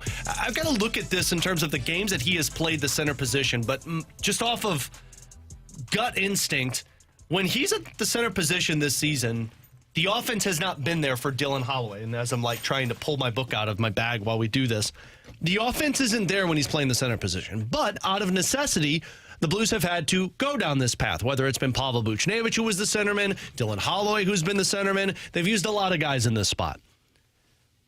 I don't like it because I want my Dylan Holloway to be the guy that scored 10 goals already this season, the guy that was on like a 7-game point per game streak. But this is the best option that you've got right now. And it's unfortunate to say, and I know a lot of people are angrily typing on their keyboard or their phone, bring up Dalibor Dvorsky. It's not happening, so cancel that one out. It's all you got. Your options right now, when Radek Faksa returns, maybe you can use Faksa in a third-line role, but it's Faksa, it's Sundqvist, it's Dylan Holloway, or you're going down the path of using guys who aren't normally centermen, like a P.O Joseph, who hasn't done it since he was with the Tampa Bay Lightning on the fourth line, like an Alex Texier, who did it with Columbus and it was bad. You don't have third-line centerman options. So if it takes away offense, yes, but at least Dylan Holloway still has the ability to create, and it still gives you at least a third line that if Brandon Saad can get this offense figured out, at least you got a third line that has two guys who potentially could be 20 to 25 goal scorers. Yeah, I don't necessarily mind them going with this experiment tonight because, look, we talked about it earlier this week with Holloway on that wing with Oscar Sundqvist. It didn't feel like you're getting the best out of Dylan Holloway, right? Mm-hmm. He had gone cold ever since having that hot streak just a couple weeks ago. And looking at when he's been as a centerman, especially with this line combo they're going with tonight, and look, it's such a small sample size, so you can take these numbers with a bit of with a grain of salt. Yeah. But we have seen Holloway side Bolduc with 14 minutes, about 15 minutes of ice time so far this year, 55.6 expected goals for percentage. So that line's been at least enough to where it's intriguing to give it a shot again tonight. But you're right. I mean, looking at this, the two lowest line combinations with expected goals percentage so far this year, they both had Holloway as a centerman. Yikes. Excuse me. And that was when it was with Kapanen and Joseph and Saad and Neighbors as his wingers. I like the idea of going with more of a speed on his wing, though, right? Because Holloway likes to play fast.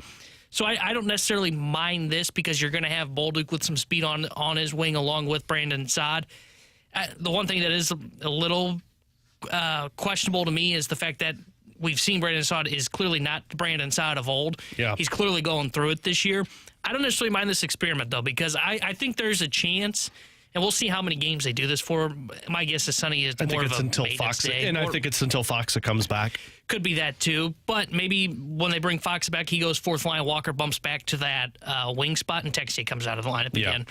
So it's interesting they're going with this. I don't necessarily mind it, though, because right now you don't really have a third-line centerman, so why not see if Holloway can be it for a stretch here right now? Yeah. Because you're not getting much from that third line. Shed and Cairo have played pretty well together. I don't necessarily like Torpo on that second line because I view him more as a fourth-liner as well. But now you've got that third line that can operate kind of as a second line if these guys click together as they have a little bit in their short sample size together. So here's the thing, and just looking through this, it's been about 9 games that he's played the center position, and in those 9 games he's got 3 goals, but he doesn't have any assists. You know what that tells me? It tells me that you're not a playmaker. You're not the guy that's driving offense. You're the guy that's going to score goals for you, which is fine, but I need somebody who can generate offense, and that's typically what you're looking for in a centerman. If this is a temporary solution, fine. The problem for the Blues, though, is like when they have an injury to the center spot, whether it was Thomas, Holloway, Faksa, Sundqvist, when you lose one centerman, it ruins everything in terms of the line construction and what you're trying to accomplish with. And again, put Dvorsky to the side, it's not happening.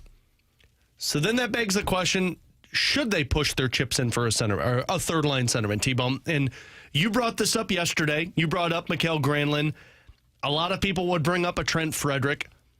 ideally, yeah, you could go out there and trade for a third-line centerman that can help you and kind of be that placeholder once again for this team. But, man, if you look around at what some of these third-line centers are doing around the National Hockey League, like I'm just looking at some of these successful teams right now in the National Hockey League. Like Frederick Gaudreau for the Minnesota Wild, third-line centerman for them. He's got 15 points in 32 games. Eric Haula, the Blues just played against the Devils. He's got 11 points in 34 games. Nick Bukestad for the Utah Hockey Club. He's got 8 points in 23 games. Jesper Boquist of the Florida Panthers, 11 points in 33 games. You're going out there to get something that you already have. Like Trent Frederick would be great. Would love to have a Trent Frederick. But you're not just going to go out there and say, take Brandon Saad and we'll bring in Trent Frederick. You got to give up assets. And this team's not willing to give up assets. Frankly, they don't have assets beyond draft picks that they're willing to give up, I should say. They have prospects, but they're not going to do that.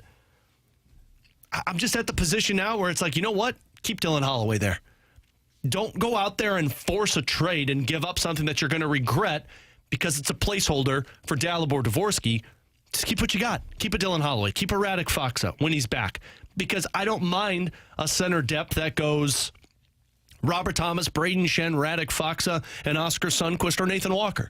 That's good enough for this team. Is it ideal? No, but you're not really in a position to want ideal. Yeah, I guess it just depends on like what you're trying to accomplish as the Blues organization, right? If the goal is to make the playoffs, then they need a third-line center.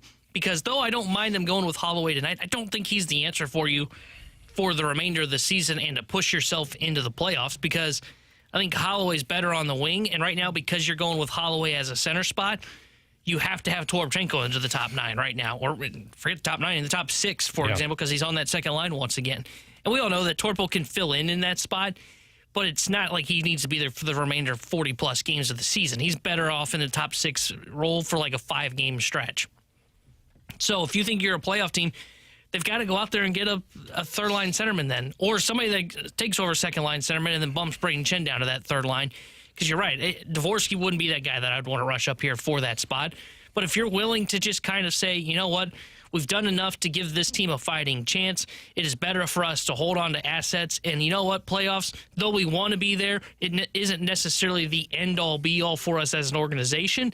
Then I can see how they look at this and say, let's just let our stopgaps try and fill this. Let's let Oscar Sundqvist try and remain the third-line centerman, or go with Radek Faksa as the third-line centerman, or remain with the idea of Dylan Holloway as a centerman. But if it is hey, we need to be in the playoffs, then they will have to look at the market and say, can we find somebody that is a stopgap that can help us down the middle? Because right now, they are missing a top-9 centerman on this roster. Yeah, and I mean, I don't disagree with you. I think, though, where they're at, if you were to look at the Blues and say, like, hey, you need to get this, they would say, well, Shen's our third-line center. We're just waiting for Dvorsky to be our top 6 center. And I don't think that happens right away. Do you go out there and trade for one? The names are very limited because teams just aren't willing to give up centermen for nothing. And that's where it comes down to, like, the Trent Frederick, the Mikael Granlund.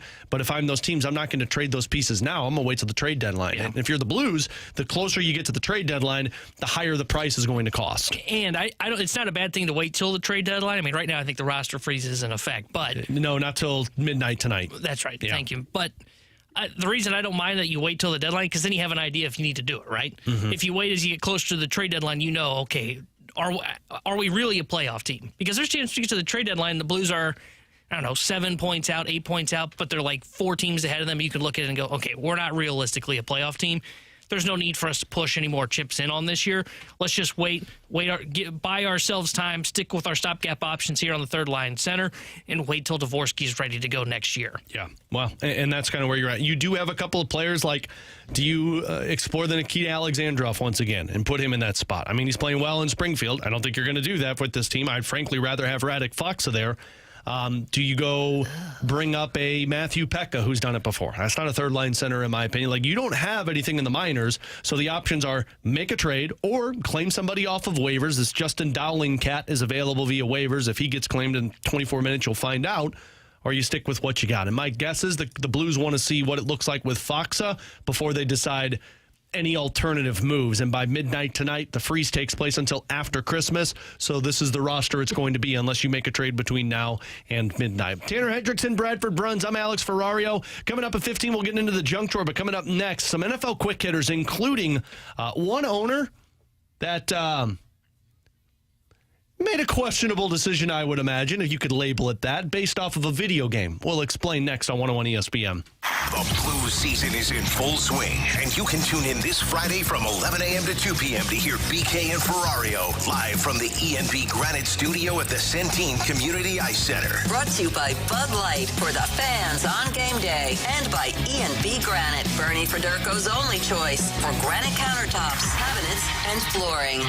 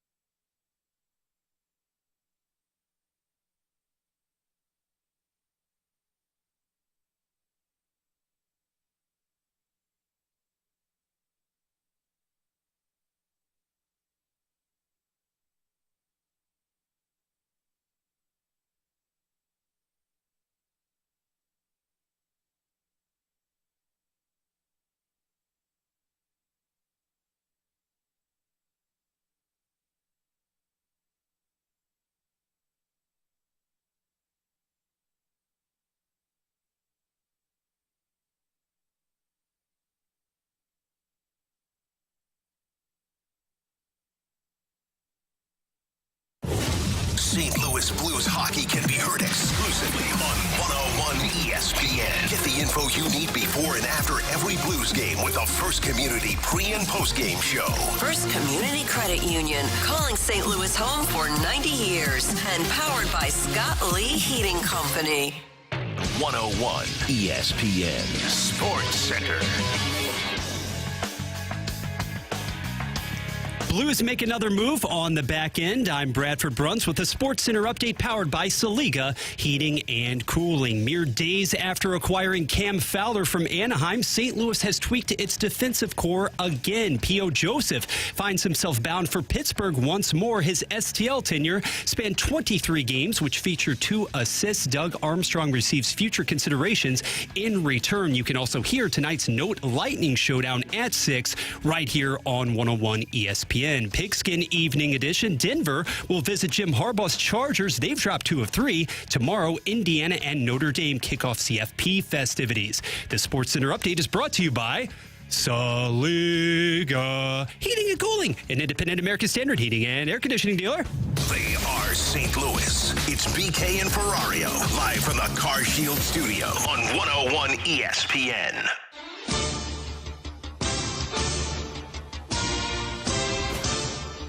Let's get to some NFL quicker as my mic just hit me right in the mouth. My mouth was open on that one, too. In the face. In the face. YouTube got a good look on that one. So let's get to some NFL quick hitters. Slow-mo replay. Yikes, that's going to be, that's going to come back and bite me a little bit later on in this one. Let's start with the Jets, boys, because Woody Johnson's up to it again. What's he up to? Well, you know what he's up to, T-Bone? Well, he's up to not making trades based off of Madden ratings. Well, we've all been there, haven't we? Amen to that. You know what I always do when I'm running a professional football team? I say, what's his Madden rating? So this came out earlier today that I saw. It was on The Athletic. Woody Johnson refused to make a trade for Jerry Jeudy because of his Madden ratings. There's so many different avenues with this one. One, this is why you probably don't want owners making decisions when it comes to your team. 2, really? Based off of a Madden rating? The children are big gamers. I understand that, but that's what I'm wondering. Did he go to his grandkid and say, hey, sport, I got an offer for Jerry Jeudy. Hold on, Gramps, let me see what he's... Oh, no, he's only a 76 overall rating. I wouldn't trade for him. Like, that's where we're at right now? I mean, look, Jerry Jeudy was not good prior to this season when he got traded. But you're going to just turn somebody down based off of a Madden rating? Now I understand why the Jets are kind of a disaster. Yeah, dude, this story on Woody Johnson and his ownership with the New York Jets, just wild. And what a dysfunctional organization. Look, you didn't even need this story to find that out. No. Right? I mean, watch them on the field. But it does a great job and great work by The Athletic to break down some of these quotes of like the Madden rating one, how Aaron Rodgers even has a disconnect with ownership at this point, which is wild because we thought Aaron Rodgers was the problem, and I still think he is to a degree, but it is clearly the Jets have such a major ownership problem to where it's hard to look at them, man, and figure out what direction they're going to go and how they're going to get back to relevancy, right? They thought this was the year that they were going to get there, and instead you've got quotes coming out that when I first saw this headline, my initial reaction was, that's too good of a quote to be true, right?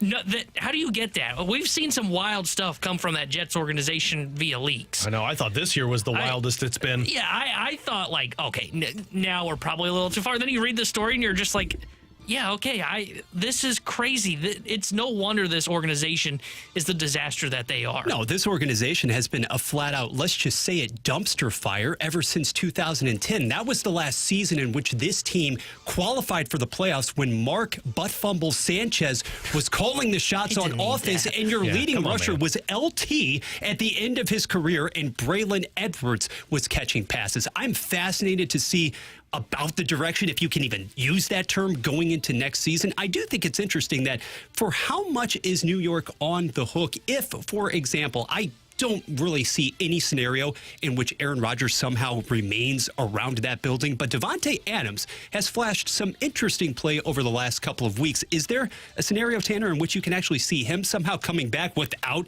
his main guy, Rodgers? No, I can't see him at all. Well, he has game. I'm sorry, but Aaron Rodgers is not returning. If we're going off of Madden ratings, he's at a 77. Oh. I mean, that is brutal. I mean, if you're not going to acquire What's Jerry... Kirk Cousins? Can we find his rating real quick? I don't even think that number exists. He's available. Is there a minus? Baby. Is there a minus? I mean, if Rodgers ain't a minus, Cousins ain't a minus. If you're not going to acquire Jerry Jeudy, who had a 81 Madden rating in 24, then you're not going to keep Aaron Rodgers at a 77.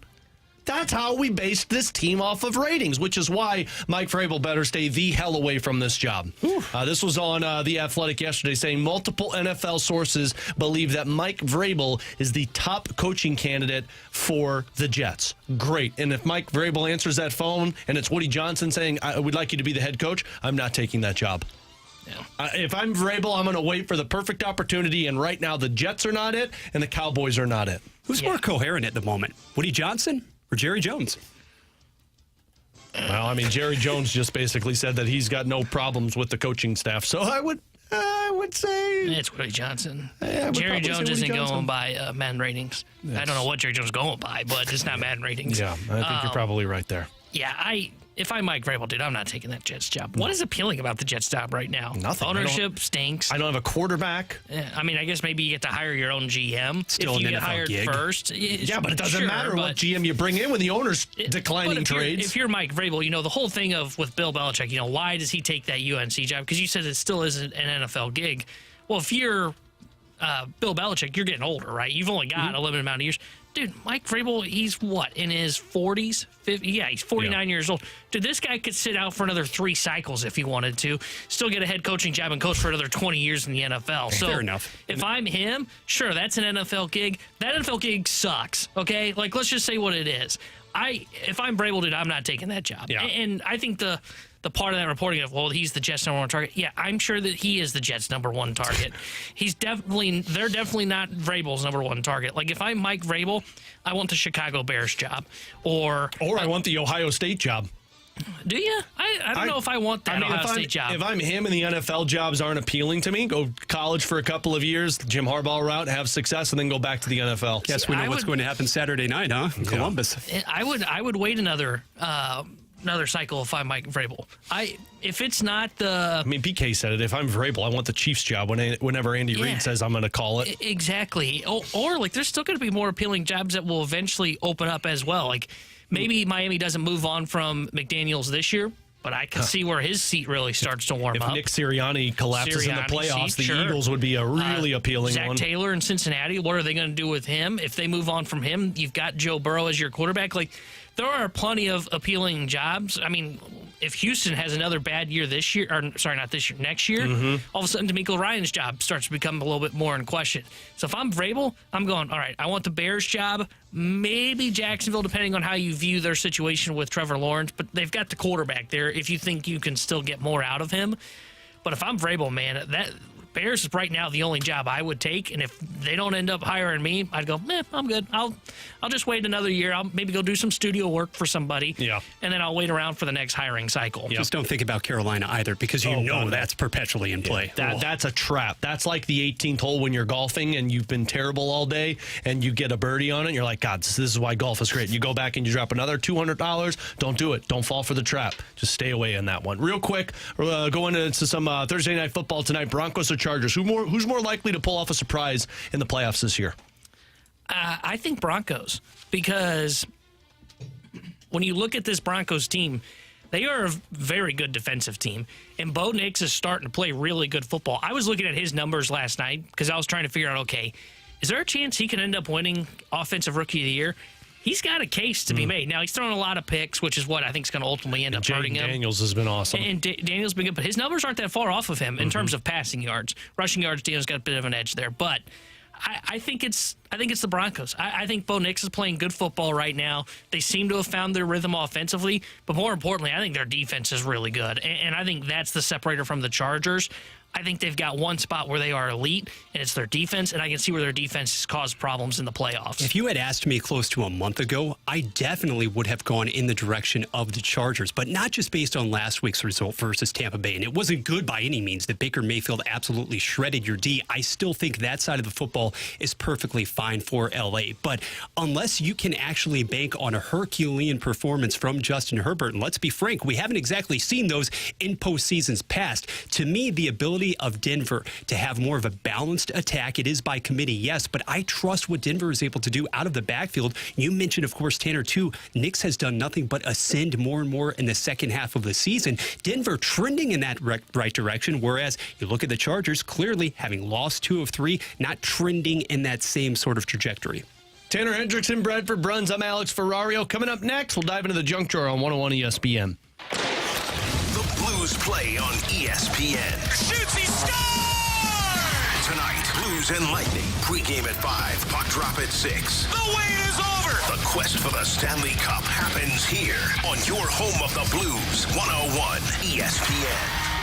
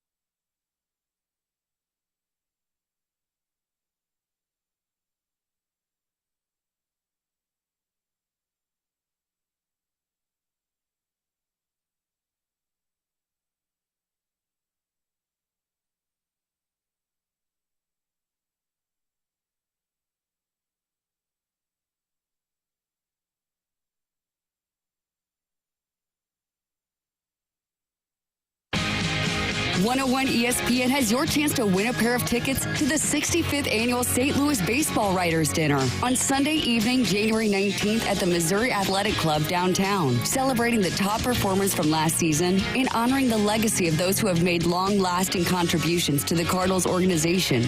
Tickets are on sale now for what will surely be a memorable night for St. Louis baseball fans. Get all the details and get entered to win that pair of tickets for the St. Louis Baseball Writers Dinner now, either at 101ESPN.com 101ESPN.com or on your 101 mobile app.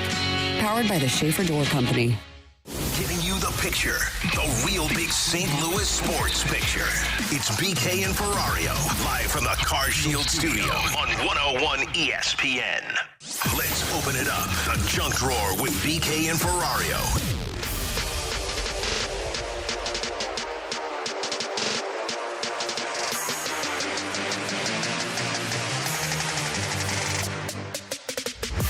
Let's jump into the junk drawer here on BK and Ferrario. Tanner Hendrickson, Bradford Bruns. I'm Alex Ferrario. And boys, I got a couple of weird food stories for us today. Okay, You ready for this one? I'm a First foodie. one. We've all lived Moss before, right? Taco Bell, late night. Oh. Get out there. Bradford's like, no, sir. No doubt. Oh, no okay, doubt. good. I was going to say, because come on, Bradford. Just be Everybody's had mugging those you a late little. nights. I get it. Crunch Wrap Supreme, bean I thought burritos. you were naming a food for a second. I was like, what is a Live Moss? I've never even heard of that. Live Now I got Moss. what It's you're Like going with. BK's old joint, Kansas City area. No, but Taco Bell, I was reading this story a couple nights ago. Taco Bell is now stepping out of the Mexican food realm and entering chicken nugget conversation. Oh, no. Oh, yeah. Did you guys ever try the fries at Taco Bell? Yeah, Yes. the nacho cheese fries. Those were really good. Yeah. Like, I'm kind of a fry snob. Those are actually really good. Dipping them in the cheese was Yeah. great. Good value in that box. Stay Yes, away from sir. chicken nuggets at places that don't deliver chicken nuggets on a regular basis. I'm in to try. Oh, no, I'm out. I'm out on that one. Now, I don't know, like they said, like it's going to have like a special seasoning. So it's probably going to have like some taco seasoning on the breading of it. Yeah, I'm in. I just don't trust chicken nuggets from places that don't normally do them. I think that's a pretty reasonable take. You know? But, I'm willing to give it a try, especially, we're going to go with maybe a little taco seasoning there if that's what they end up doing. I'd love to dip them in listen some to it, cheese man. sauce, though. Yeah, right? I'm in. Like dipping them in cheese sauce. Like if you go get chicken nuggets from somewhere and then get the cheese sauce from taco and then just put them together. Oh, baby. I'm actually in on this. Let's go. Determining factor I'm here. going to live Moss. The determining factor here, gentlemen, could be just how special is that seasoning, okay? Are we talking about something that it's special is sauce. legendary along the lines of the sauce at, say, a Raising Cane's? Is it something that puts this particular offering of fries over the top? I need to know. I will take that bait along with you, Tanner, but is it truly going to be something to which you return? The seasoning will dictate that. Just live Moss, man. Yeah, live Moss. Too many questions. Which taco do you prefer late night? Taco Bell or the taco from Jack in the Box? They're both great. But which one? Because like from high school until about 2 years into college, when I was like, I probably should try and start eating healthier, it was always drive through Jack in the Box at like midnight. They're both like a mile away from my place. So it doesn't. Bradford double dipped. All right, I got another one for you guys. If that doesn't spark your fancy, Dan Orlovsky on First Take was talking about this. He said, quote, I grew up on mayo sandwiches. I grew up eating mayonnaise on Wonder Bread. Wonder Bread, mayo, Wonder Bread. That's it.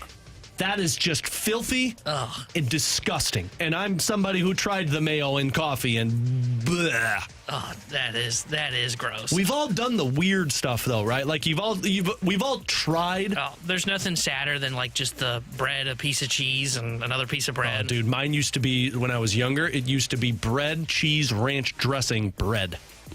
Wait, say that again? Bread, cheese, ranch dressing, Oh, that's bread. disgusting. I called them ranch sandwiches. Oh, that's nasty. Now I know why, though. I have irritable bowel syndrome all the time. Dude, There you go. I like ranch dressing on a salad, dude. That would just on bread and cheese. That's disgusting. Mayo's worse than that. Mayo's worse. At least ranch has a flavor to it. Mayo has no flavor to it. I have to tell you, in recent years, mayo is a condiment on which I have really soured a bit. I mean, I hate it. I really have, because now it has to be a particular type of bread, or rather, it has to be toasted. I can't do that. So when we make Philly cheesesteaks at home, I make this like garlic aioli sauce where I do mayonnaise, Worcestershire, and then I put like minced garlic in there, and you mix it up. And it actually tastes awesome, but the consistency of it is so runny that it's not mayonnaise.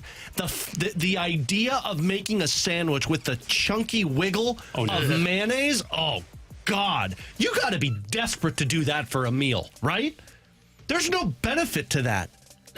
That just sounds disgusting. I have a lot less respect for Dan Orlovsky after hearing him say that. You had a ton in the first place? I like Dan. I think he's great at his job. I would rather just have a piece of bread. Seriously, I would just do bread and if cheese. If he said, all right, we're going to give you a mayo sandwich, I'd go, can I have it without the mayo? Yeah. True. Like, do you know how many times that I've come home at like a midnight and I don't want to eat a full meal, so I get a piece of bread, I put cheese, and I just wrap it like a hot dog and just eat it? Why you got to do the mayonnaise, man? It's disgusting. My daughter's big into ketchup now. She puts ketchup on everything, and I hate it. I hate the consistency of ketchup. I hate when it dries. I like ketchup, but like there's some things like people put ketchup on their eggs. You're a psychopath. Okay. Somebody said mine was jelly with bread because I was allergic to peanuts. That's fine. Yes, like bread and jelly, no big deal. That's a combo. Understandable. Bologna sandwiches with American cheese and mustard. I'm good with that as well. Like, what was it? Bologna with mustard on sandwich. Yeah, that's fine. It's a bologna sandwich. My dad used to do the fried bologna. Oh, that's good stuff. He loved that. Classic elementary school. You just don't do cheese with a condiment. Specifically cheese with mayonnaise. Ugh. Out on that one. Maybe you dip your Taco Bell nuggets into those mayonnaise. No, out on those two as well. Don't live Moss on that one. Bradford Bruns, Tanner Hendrickson. I'm Alex Ferrario. Joe Vitale is going to join us in 15. But coming up next, what factors into Nolan Arenado's market for the rest of this offseason? What could the Cardinals do to try and still move Nolan Arenado? We'll get to that next. And Alex Bregman might be the next pillar to fall for Arenado's deal. We'll get to all that on 101 ESPN. Make your picks for this week's Fastlane Pick'em Challenge at 101ESPN.com. Show off your football knowledge and see if you can top the Fastlane and the dudes from the Rizzuto Show on the point. For this week's top score, it's the Fastlane and the Riz Show throwing down all football season long in the Pick'em Challenge. Enter your picks for this week right now at 101ESPN.com. Refreshed by Bud Light, official beer sponsor of the NFL. Easy to Sunday, easy to enjoy.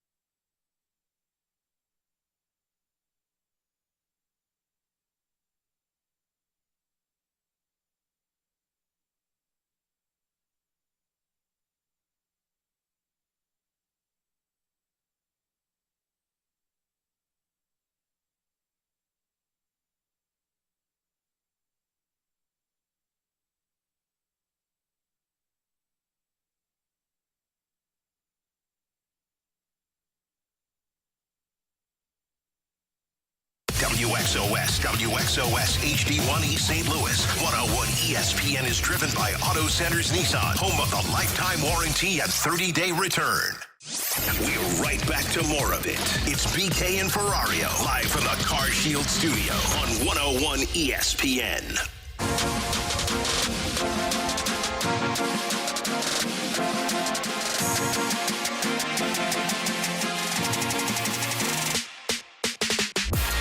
This is kind of held up by what's going to happen with Alex Bregman. If the Astros can't re-sign Bregman, if they don't want to spend the money that he's asking for, I think this will be revisited again.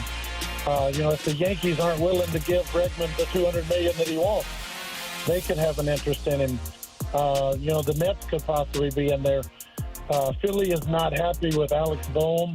I think if the Cardinals could get their hands on somebody like Alex Bohm, they should jump at that. I mean, that's a former first-round pick. He's got all the tools to be a great player. He hasn't really hit his full potential yet, but I think there's a high potential there. But, it's one of those things where when the Bregman domino falls, then I think you could see some real moving and shaking for Nolan Arenado. So that was John Denton, MLB.com, earlier today on BK and Ferrario, talking about the next steps in the Nolan Arenado market and the factors that are going to play into when/if the Cardinals are able to trade away Nolan Arenado. With Tanner Hendrickson and Bradford Bruns, I'm Alex Ferrario. If you missed it, Nolan Arenado nixed a trade to the Houston Astros last night, mostly because he just said not right away, as John Denton kind of talked about with us, still holding out hope that the LA Dodgers, his preferred destination, gives up a call. But for now, T-Bone, you heard John Denton mention it there. There's still some conversations that will be taking place. I would imagine you're going to have multiple teams staying in touch with the Cardinals about Nolan Arenado once he makes his decision in terms of, look, it's not the Dodgers. Where do you want to go next? But, man, there's some factors that play into this because there's not a whole lot of options that are interested in Nolan Arenado / Nolan Arenado is interested in. And the Alex Bregman domino really could throw a huge wrinkle into all of this because hypothetically, let's say Alex Bregman decides to go to the Boston Red Sox. Well, that's going to take a team out of the conversation. And then what options do the other ones veer into to find a third baseman? Like, do the Yankees say, nope, we're just going to go first base route in this sense? And then you've got the Astros. They don't get Bregman. Arenado doesn't want to go there. Do they pivot to Alec Bohm? And if that pivot takes place, do the Phillies go to the Cardinals and ask for Nolan Arenado? Like, there is a huge ripple effect in terms of the Alex Bregman domino, but it all falls back to Nolan Arenado saying, do you want to get traded to this spot? Yeah, Cardinals right now, offseason is back into limbo, I would say, because clearly the Astros believe they're not getting Alex Bregman back. Otherwise, they're not making the call to the Cardinals for Nolan Arenado. They would be waiting to see what Bregman's decision is. They clearly know that, okay, we're not going to get up to wherever Bregman is thinking. And my guess is it's somewhere in the $200 million range, anywhere between 5 and 7 years would be my guess. So it's clear they believe they're out on that. So they tried to pivot real quick. And Arenado said, I'm good for now. Well, now you're back into that spot if you're the Cardinals where it is, we thought we just found that one team that was ready to pivot away from the Bregman market. And once you move on from Arenado, you can kind of piece together the rest of your offseason if you're the Cardinals, right?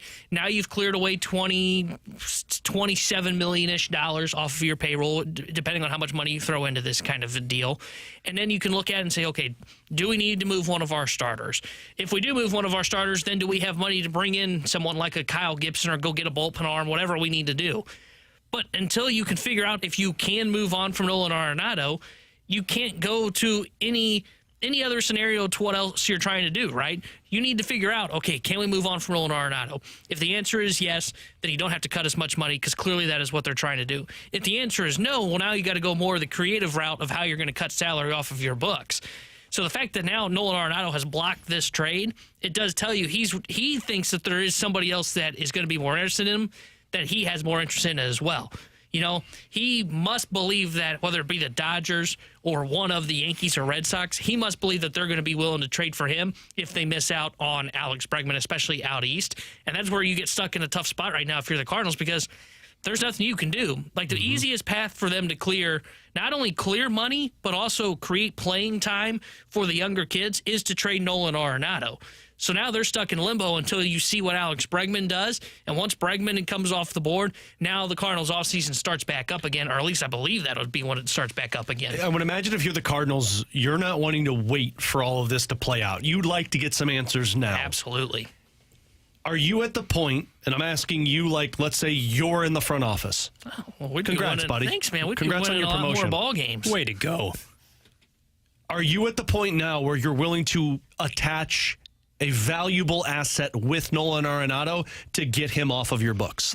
And I'm not thinking so much prospects. I'm thinking a Ryan Helsley. Are you at the position now where you're looking at this, say, look, we need to find a way to get this done. He's only got a certain amount of player or teams that he wants to go to. Let's call up the Phillies and say, look, you need to move Alec Boehm. We need to move Nolan Arenado. We're willing to give you a Ryan Helsley so that we can get this deal accomplished now. No, because I don't think this is a money problem. I think this is if the Astros only needed $5 million per year, according to The Athletic and the reports coming out of what the Cardinals were going to throw in this deal, that doesn't tell me it's a money problem of moving Nolan Arenado. It's a matter of teams having him on kind of the pivot list, right? Like, you can call the Yankees right now, but if the Yankees say, no, we don't need to address third base, we feel like we need to address first base, we're fine with our option at third, then it's harder to entice them to acquire him. I don't think this is a money problem. Because if the Astros were going to take him on at that salary, basically a 3-year, $60 million deal, the Astros are a team that doesn't want to get up to the luxury tax threshold. So they believe that fit onto their books. And if that fits the Astros books, that's going to fit the Dodgers books. That's going to fit the Yankees books. That's going to fit the Red Sox books. But the reason that I say attach a valuable asset is because now you'll have more teams that are willing to start calling in his desirable destinations. Because right now, you've got nobody calling. The Dodgers are saying, nope, not interested. The Red Sox are like, nope, we're going to pursue other avenues. The Astros are it.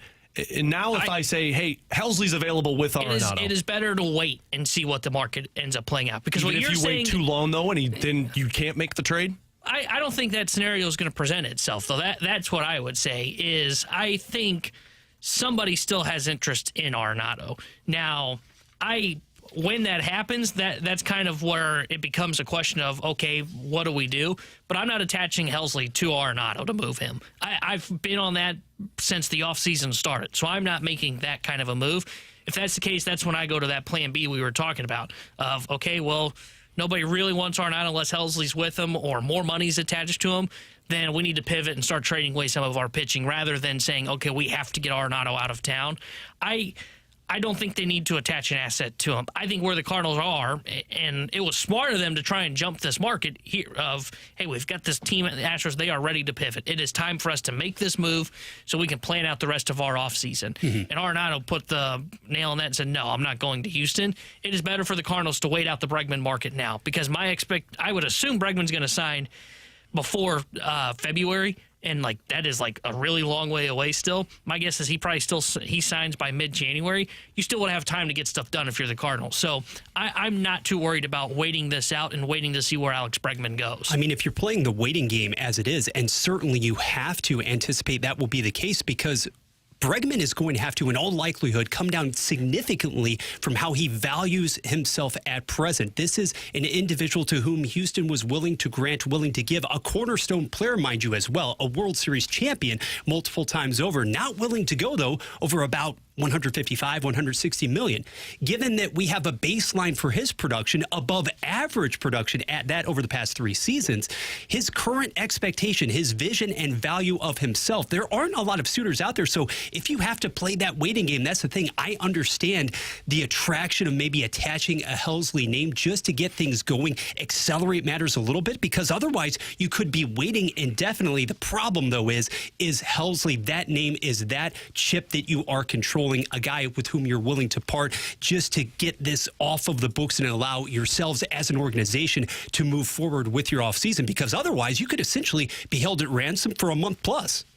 And conversation's still going, at least according to a couple of different sources between the Cardinals and other teams surrounding Nolan Arenado. Tanner Hendricks and Bradford Bruns. I'm Alex Ferrario. We've got Joe Vitale coming on next here on 101 ESPN. Start your day with the morning after on 101 ESPN. Get in the know first on everything St. Louis sports with Tim McKernan, Doug Vaughn, and Martin Kilcoy. Listen to TMA weekday mornings from 7 to 11 a.m. on 101 ESPN. The morning after is presented by Brown and Crouppen Law Firm.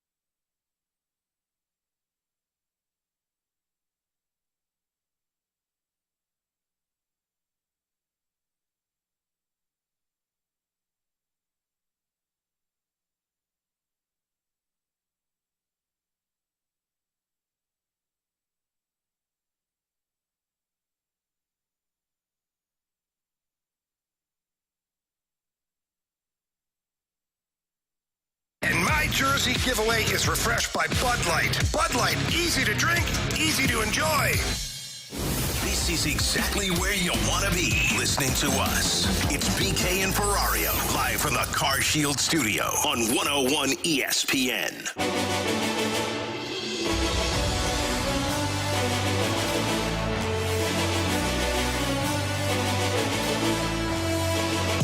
Tanner Hendrickson and Bradford Bruns. I'm Alex Ferrario. Blues back in action tonight as they take on the Tampa Bay Lightning. We'll have Puck Drop with Chris Kerber and Joe Vitale starting at 6. Joe and I are going to have your First Community Credit Union pregame beginning at 5. And, of course, the great Joe Vitale joins us now on our Collier and Thompson phone line. Joey, how are you today, buddy? Joey! Ah, it's almost Christmas. Wow, that was beautiful, boys. I'm doing great. How you doing? I'm good, buddy. You has the elf on the shelf appeared at your house yet?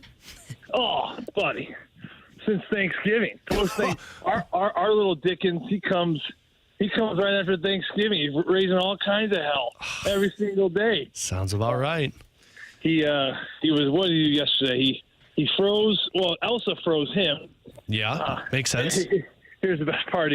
Apparently, she froze him at night, and obviously there's a lot of time throughout the night where you're not you don't need to be a physicist to figure out the fact that over time it's going to melt. So left a pretty nice little mess for us all over the kitchen floor.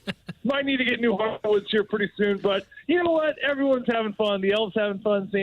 We're all good. Everyone's great. I think the elf probably had an ulterior motive when it did that. It wanted new hardwood floors, and so it said, "Well, let's just make it seem like that Elsa is going to give us new hardwood floors." Yeah, apparently. I got up in the middle of the night to do my business, and there's a toilet full of Fruit Loops. So, man, this elf is all over this. This is destruction everywhere, Joe. Had to sort through that, middle of the night. But, he's here. It's good stuff. Well. He's here for Christmas time. I like that. Well, Joe, one player that's not with the Blues now is P.O. Joseph, as he was traded last night. Kind of caught me by surprise. Traded to the Pittsburgh Penguins. And I was wondering if, like, a young centerman was coming back in return. Maybe a draft pick was coming in return. And it was just future consideration. So a little surprising that they traded away the depth. What was your reaction when you saw that? I think that the reality is you're looking about performing well now and pushing playoffs, but also you're walking that fine balance, Alex, as we all know, of what's coming up in the next 3, 4, 5 years. And let's just be real. They didn't think P.O. Was doing a good enough job, and I think in either of those categories. When he was drawn in, I thought he had some very solid games. It's tough for the kid because his minutes were so limited, because they were running those horses for so long, so much with Colton and Ryan. So you feel for him big time, because, it's hard to go out there and do anything in 10 minutes of hockey. So, but reality is they didn't see enough to say this is a kid on that bottom pair that is going to obviously be pushing for us to get into the playoffs. At least they didn't think. And then the flip side is, well, if he's not that right now, what about what he's going to be in 2-3 years? And if he's not a part of the future either, then you gotta cut ties. And of course, that seems like what happened. I would imagine that P.O. and his agent were maybe even a little bit on the back burner, not thinking this is the worst thing in the world because of the minutes played. Like I mentioned, maybe at some point they were even pushing for something like this. But it is going to allow, Tyler Tucker, who gets called up, a young player in their system, been in their system for a while. He's been in the minors all season long. He's had decent success when he's up here. Is it enough to light a fire under him, where he's looking at this opportunity now as, hey, this is a great moment for me to go out there and do my thing, and of course make a name for myself and hopefully stick around. And Joe, speaking of the defense, Cam Fowler acquired last week. He's been playing with Colton Parayko. What have you made of that pairing in just the small sample size that we've seen from him so far? I think it's been great. I think that the biggest thing that jumps out, Tanner, has been the puck moving. I'm not talking about offensive zone. I'm not talking about off the rush. Being able to break out a team in one pass that's not just a 5-footer, 6-footer. Sometimes you need those small little plays. The 5-footers are great, but it's the 100-footers. It's the 85-footers where he's deep in his corner to the left of Binnington. He picks his head up, and he sees a streaking weak side forward coming across the middle around the blue line, red line, and boom, right on the tape. You're out of the zone with one pass in a split second, and you've already just gained about 60 to 80 feet going north. It's those types of passes that have really stood out to me. And you know what? He's a defenseman that you need if you want to play the style that Jim Montgomery is trying to get to. He talked about it the other day. We want to get north. We want to stretch the ice. We don't necessarily want all 5 guys coming underneath together out of the D zone. We want guys pushing the pace. You want guys blowing the zone. You want guys running that. Nathan Walker a couple of games ago, he leaves the zone. He runs almost like a Isaac Brook post route right across the middle of the ice, and he cuts it as a perfect pass and follow, and boom, just like that. Within 2 passes and about maybe 2.5, 3 seconds, you go from being in the D zone in your corners, now you're in the offensive zone, the fun zone, playing hockey and being on the forecheck. So that's the biggest thing that's standing out to me. And, of course, we all know he can certainly chew up some minutes. Talking with Joe Vitale here for a couple more minutes here on BK and Ferrario. Joe's going to be with Kurds on the broadcast tonight as the Blues start another 3-game road trip. Joe, we talked about this a little bit earlier in the show. Dylan Holloway playing the center position. He's done it 9 times this season. Of course, Pavel Buchnevich played the center position in the first portion of the year. Do you feel like this team's at a position where they're in a little bit of a desperation mode to go out there and find another center who can play in that middle 6? Or are they comfortable with what they've got in the waiting and holding until Dalibor Dvorsky's ready to go? You know, Al, it's a good question. I think it's probably a little bit of both. I think that they're looking for the best man for the job right now, and I think it's been Dylan Holloway. You know, they tried Buchnevich there for a while. It just wasn't clicking. Now Dylan's been there. I think his faceoffs have been good. He's been competitive. The one thing for Dylan Holloway they're continuing to work through for him is just some of those defensive side positionings in the offensive zone, being on the right side of battles and pucks where we're not giving up 2-on-1s, 3-on-2s, or breakaways. And it's been a learning curve. He's still a young kid. And I think at the center position, there's so much on you. There's so much responsibility. And I think that he is really grooming. The reality is right now, a team you're looking at that can go on a deep playoff run with that middle section, you know, I think a lot of people would probably say no. You know, I think that this has been a void on this team since the beginning of training camp. You know, you had Robert Thomas as your obviously your bona fide number 1. I think Braden Shen at this point in his career is a great number 3. And then you got plenty of options on the 4th line with Sundqvist and Faksa. You just had a hole in the 2nd. And that's where I think that, you know, they tried Pavel Buchnevich there, and they buy himself a little bit of time. But at the end of the day, the very end of the day, I think the plan is to find someone that suffices for now, who can do a good job. And I think Holloway's done a great job until you end up finding that Dalibor Dvorsky is ready. You do call him up, and to me, that's your second-line center. And, Joe, do you feel like they're missing maybe a winger as well right now? I mean, Holloway pushing to the center spot. You've got Saad that goes back into third-line role, but Alexei Toropchenko into the top 6 right now for the St. Louis Blues. Yeah, I mean, I think that, the way that the season started, and in a perfect world, I think that Brandon Saad was that guy now, and now that's missing. You know, I think they were in a fine spot to start the year. I think they were 1 centerman short. I think, you know, with Brandon Saad's game falling off a little bit, now all of a sudden you don't have a second-line winger potentially. Now he's been a healthy scratch. He's been in the 4th line. He's been in and out of the lineup here a little bit. So with his game falling off now, absolutely. Yeah, you have every reason to think that certainly there's a winger void. There's a center void. I think if the team is going to make any more moves, Tanner, to your point, it's going to be in one of those 2 spots. Joe Vitale, always appreciate him hopping on with us. He's going to be on the call tonight with Chris Kerber. He'll be on the pregame show with me starting at 5. Joe, last time we'll talk to you before the new year, my man. So Merry Christmas to you and the family, and looking forward to talking to you in 2025. Sounds good, boys. Always a pleasure talking to you as well. You guys have a great week. There you go. Joe Vitale, always the best with us here on BK and Ferrario. And I do think he said what we said earlier, T-Bone. Dylan Holloway is the best you've got right now. And the question for the Blues is, do you want to give up assets to go get something that's an upgrade over Holloway as a third-line center? Or do you just let the Dylan Holloway thing work, and then from there you figure out what the rest of the roster looks like? It's a sucky game to play when you have to play the be patient method. Cardinals fans have known that for the last, 5 years? Yeah. But it's a position that they're in, and that's just the retool itself that nobody likes to talk about. Did you start to push yourself out of it with some of the offseason moves? Absolutely. But there is still a holding pattern that you have to wait until these guys are ready. Yeah, and I think Joey's right. Right now, he feels like the best option to at least throw out there and try it, right? Yeah. Is we've seen him play center. At times, it's looked good. At times, I mean, you mentioned there haven't been driving offense, but might as well give it a go now, especially because Sundqvist, that line hadn't done a lot when Holloway's been on Sonny's wing. So see if maybe he brings a different element to that game. The other thing, too, I mean, he mentioned it with Brandon Saad. Brandon Saad's game falling off has created another hole for this roster because right now you've got Toropchenko in the top 6. And look, I don't think Torpo's played bad in the top 6, but we know that Toropchenko's more of a 3rd, 4th line guy for you. Now he's back into a role where he's got to play up a little bit because you didn't have Brandon Saad play just to even expectations, right? So you're seeing 2 holes on this team. And again, they're still in the retool, so it's not the end of the world. But if you're going to be a playoff team, I thought Joey said it best. You know, if you're going to be a team that's going to go on a run, I don't know if you can have Holloway be one of your top 9 centermen.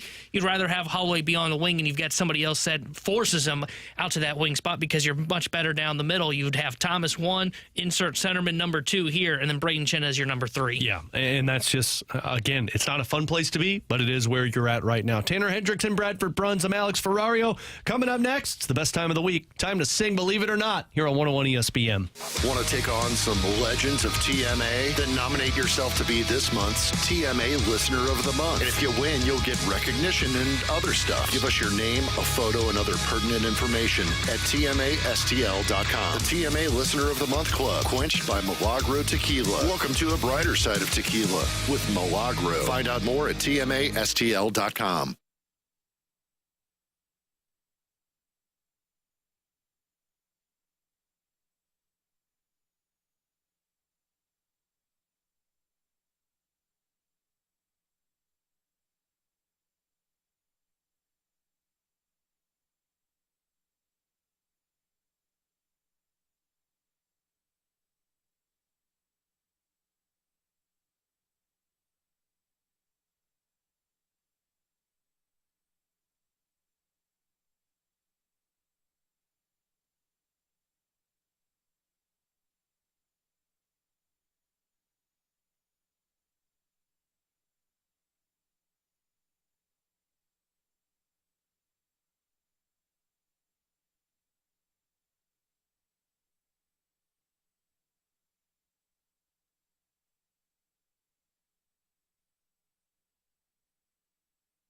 Biggie's Restaurant and Bar has been a staple of the community for over 30 years and is serving your favorites like the steak sandwich, waffle fries, and so much more.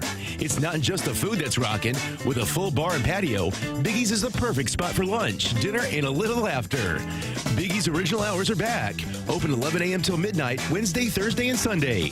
And 11 a.m. till 1 a.m. on Friday and Saturday. Check out the full menu at biggiesrestaurant.com and stop in today.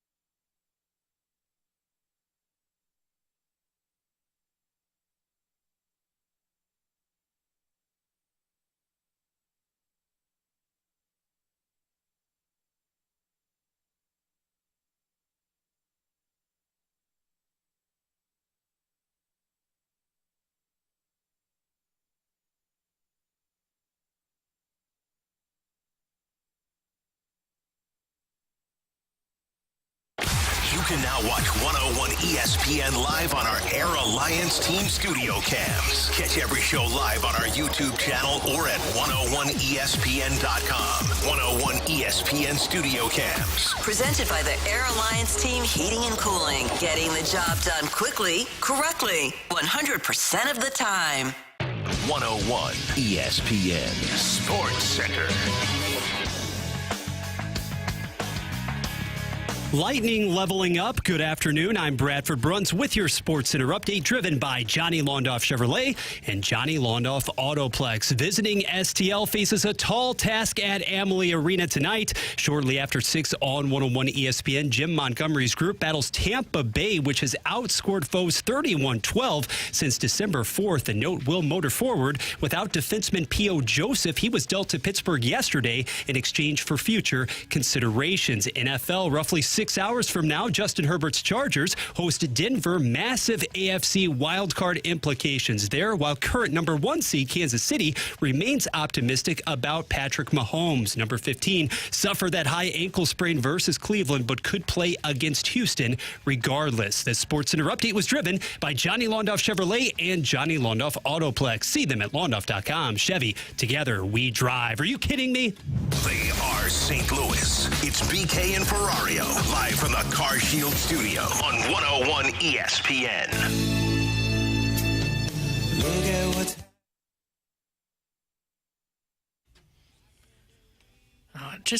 Doesn't it just feel good? This is your last one before the new year. I know. Yeah. You're going to have 1 week of Know This. Family doesn't like it when I sing it when I'm at home, though. Understandable. You got to have the whole team. True. Bradford in this time.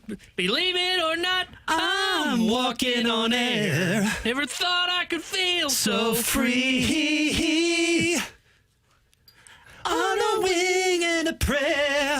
Who could it be? Believe it or not, it's just me. Bradford jumping in on the whole thing. Look, I loved it, Bradford. It was great. But T-Bone doesn't like you interrupting. Well, no, it's not that. But we got to communicate next time what the roles are going to be. Fair enough. I worried about some of the scratchiness in the respective throats, but you know what? We powered through it. Mine was gold. That's fair. Mine was gold. Mine's not the throat anymore. Mine's the nose. I don't know what's going on. I got a little tickle. T-Bone's crying over here most of the show. Regardless, it's Believe It or Not today, ladies and gentlemen. Still here. You send us your thoughts. Not thoughts. You send us your scenario. Thank you. Apparently the cold medicine's kicking in. I got you. We will tell you if we are going to believe it or not. 314-399-9646. You can also send it over on the YouTube chat, 101 ESPN STL. That is the graveyard. I will kick this one off. Fellas, believe it or not, the Blues make a trade for a top 9 forward before the end of the season. Oh, boy. I'm not going to believe it, even though Army's already thrown some pieces in to help the team out for this year. I just don't know if they've got the assets moving forward. Because when you look at what the Blues draft capital is moving forward, I think they don't have their second, third, and fourth round pick this year. They don't have a second for the next 3 years. And I don't think this team would still want to give up a first round pick for anything. So I'm going to say not. And it's not so much that Army doesn't want to do it. It's more so, A, you got a piece internally to help you in Dvorsky. And B, you're starting to run out of assets here if you're the St. Louis Blues. Yeah. Believe it for me, because I'm going to be optimistic on this Thursday, and I'm going to say that considering the nip and tuck nature of the race to come over the next few months, at some point you're going to get hit fairly hard on the injury front. Attrition is going to come into play. If this team has a legitimate shot of making it into the postseason or making that push, the reinforcement will come in some way, somehow. So I will believe it. Give us that top 9 forward. Yeah, I'm going to not believe this one. I think what they're going to do is they're going to bring in draft picks. They're going to bring in draft pick capital. They got no cap space. That's the other thing. Like, you get the LTIR thing. True. With LTIR cap space, you've got $4.3 million. That's Letty when he comes back. Oh. Like, I mean, so it's money in, money out. And I don't think you're going to trade a Brandon Saad for another player. So it's going to be a Saad for a pick. Do you trade that pick? We're going to have cap space for that one. So I'm going to say not believe this one. T-Bone? Guys, believe it or not, Nolan Arenado will be traded before the new year. Before the new year? Ooh. Yeah. I'm going to say not believe this one, because if he's waiting on the Dodgers, I got to imagine the Dodgers are probably like, nope, we're good. We'll reassess this in 2025. And then in 2025, it will be, All right, let's see what's available to us. I think this gets done probably like the second or third week of January if it does. And if it doesn't get done by then, I think you're talking about Nolan Arenado being a Cardinal. So I will say not believe it. We're talking about, not even 2 full weeks. And in order for these dominoes to begin to fall before Arenado, it is my opinion, we've talked about it throughout the show here today, that you have to figure out what is transpiring with Bregman. And I don't necessarily see those negotiations really being expedited in the next couple of weeks. So regrettably, I have to say, no, can't believe this one. Yeah, I'm not going to believe it either, though I think it might be a little just right after the new year, because I think Bregman will probably sign either before Christmas or before the new year. Some of these big free agents, you see them go. You'll see a couple guys sign before Christmas, right before the holiday. Same for the new year. They want to get it done before they get into 2025. I wonder if Bregman will be one of those guys. Then if he does, then like you said, everything kind of starts to speed up a little bit ahead. I wonder if it'll be like the first or second week of January when we see it happen. Bradford? Let's work a little college pigskin into the equation, guys. Of course, tomorrow night you have the CFP opener between Indiana and Notre Dame, but I want to focus naturally on what may or may not be happening in mid-Missouri. On Tuesday and Wednesday, you did have a visit in the quarterback room. It was none other than, drum roll please, Bo Pribula, yes, most recently with Penn State. He is not backing up the Nittany Lions. He's not backing up Adler during this bowl season. Felt as if he had to make a move to secure a job for next year. Now, granted, he does have visits also lined up, according to multiple outlets, with Iowa, UFC, and, yes, those same Hoosiers. But believe it or not, next season in the QB room, your QB1 to open the 2025 schedule is indeed Bo Pribula. And I don't know how to gauge this one. I mean, the other options, I would imagine Mizzou might be the most desirable because it's SEC. You're competitive. You put your name up there. They got a pretty competitive team. Did you say Iowa was on his list? Yeah. You don't want to go where the punt was made? I don't want to go where I can't wait to game plan for punting when it's third and 3. He'd never have to throw the football. That's true. He doesn't want to. I guess that's what you want to do. But I don't know if college athletes, specifically quarterbacks, want to do that one. I guess I'll believe this one. I mean, like, you need a quarterback. This guy would make a lot of sense. It's just odd that if he was going to commit, he's going elsewhere. Like if you had the selling point with Iowa and UCF on the radar of that's my next destination, man, if you couldn't sell him to not go to those places, then I'm a little skeptical. I'm not going to believe it. I don't think he's going to be QB1 in Missouri. Now, he may commit to Missouri, but I don't know if he's going to be QB1. And the reason I say that is, look at all the transfers that Drink has brought in, right? They've all got some kind of playing experience, like the linebackers that he brought in. Those guys had played. They had been starters or at minimum guys that got a significant amount of playing time coming off of the bench. The running back they just brought in from Louisiana Monroe. That kid looks like he's going to be a stud, and he led the country in rushing yards as for the freshman class. Number 1 back in the portal, according to many sites. So he's been targeting guys that have played. Now, the Penn State backups played a little bit, but he doesn't have starting caliber experience. I think that's what Drink's looking for. That's why, like, the Cal quarterback is in the transfer portal right now. I wonder if that's more of the route that he ends up going, because it's clear he wants to get guys that have played college football and not take on a project. So I'm just going to say not believe it. Great points there. Mendoza, Pribula. I'm excited by the names. I'm excited by the prospect of landing somebody such as Hasty, as we understood, or rather Hardy from yesterday. But you mentioned the key words there, Tanner. You basically stole my thought, because while I wouldn't rule out the possibility of Pribula ultimately ending up in Columbia, to proclaim him the number 1, and I'm not somebody here either who's going to dismiss that notion of Sam Horn actually coming back from injury and maybe even snaring that job. This is somebody in whom the coaching staff just 2 seasons ago had so much confidence. However you want to categorize it, he was in the mix for that job, that competition with Brady Cook. He's got the measurables. If he has full health and he's continuing along that trajectory, you throw all of them, quite frankly, into the room and you let them battle it out to see who is the number 1 until 2026, because that is when Zollers is taking over. 314-399-9646, Air Comfort Service text line. Also YouTube chat, 101 ESPN STL from the 636. Believe it or not, Nolan Arenado will hit 30 home runs this year and make the All-Star team while playing first base for the Cardinals. Not. What part did you jump in on not? Was it the first one or all the way to the last one? The first one, yes, but then all the way to the last one as well. First off, he's not hitting 30 home runs. I don't think Arenado's power is coming back next year. I don't think you're getting a bounce back from Nolan Arenado. Second off, that probably means he's not an all-star. Third, I don't think he's playing first base. This whole idea of I'm willing to change positions, I don't even know who that was directed towards. Was that for the Padres? If the Padres were interested in him, maybe. Probably. Or the Dodgers. Yeah, but they got Freddie Freeman. So maybe you're thinking shortstop. If I'll go play the shortstop position, if you want me to. He is slower than molasses. He could not play shortstop. That's fine. Just stand in one spot where the ball's coming to you at.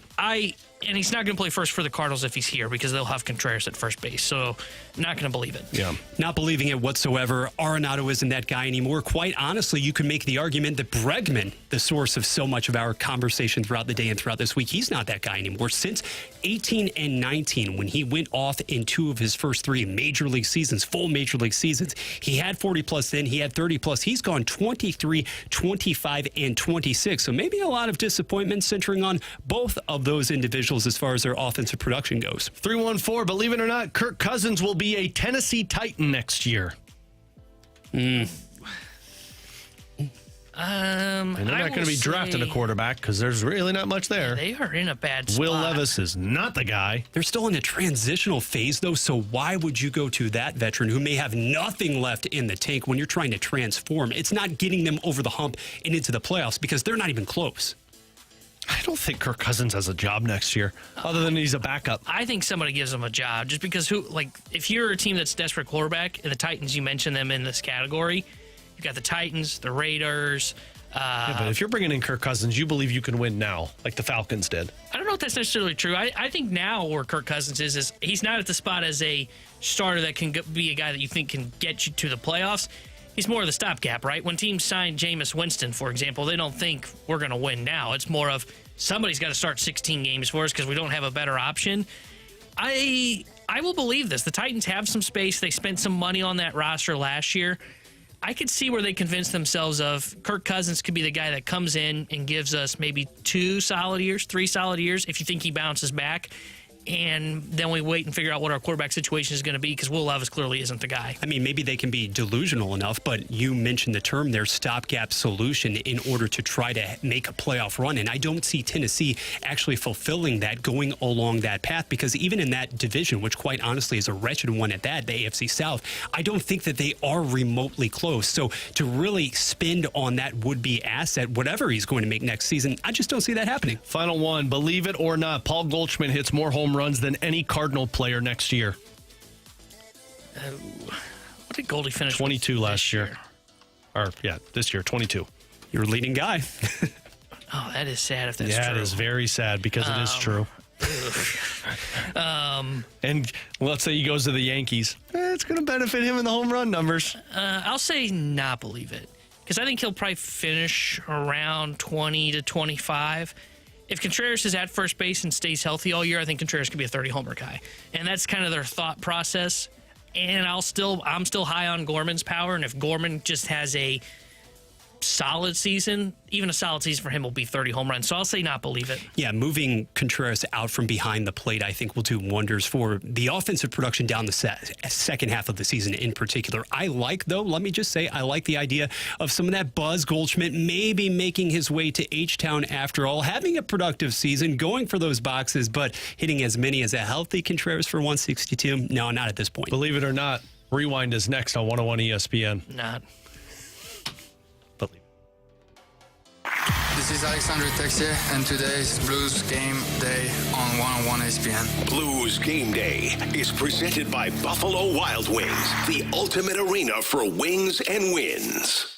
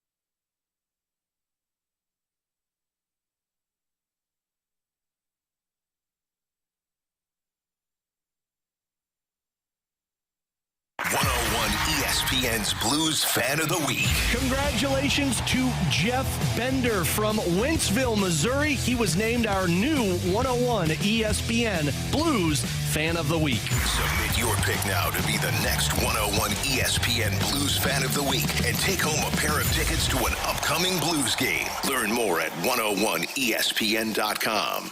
Giving you the picture, the real big St. Louis sports picture. It's BK and Ferrario, live from the Car Shield studio on 101 ESPN. Let's run it back with the Daily Rewind on BK and Ferrario. Brought to you by Gloria Loom, your home sold guaranteed realty. Selling your home begins at GloriaHasTheBuyers.com. Awesome show again today. Bradford filling in as BK was out, still in Mexico City. He will be back on Monday. T-Bone's final day of the new year is tomorrow. And then T-Bone's off until January 2nd. Yep. Looking forward to it. BK's back. Then gone eventually again. He and I Monday, Tuesday. And then we're off Wednesday through Friday next week. And then BK and I are back. And then we're off.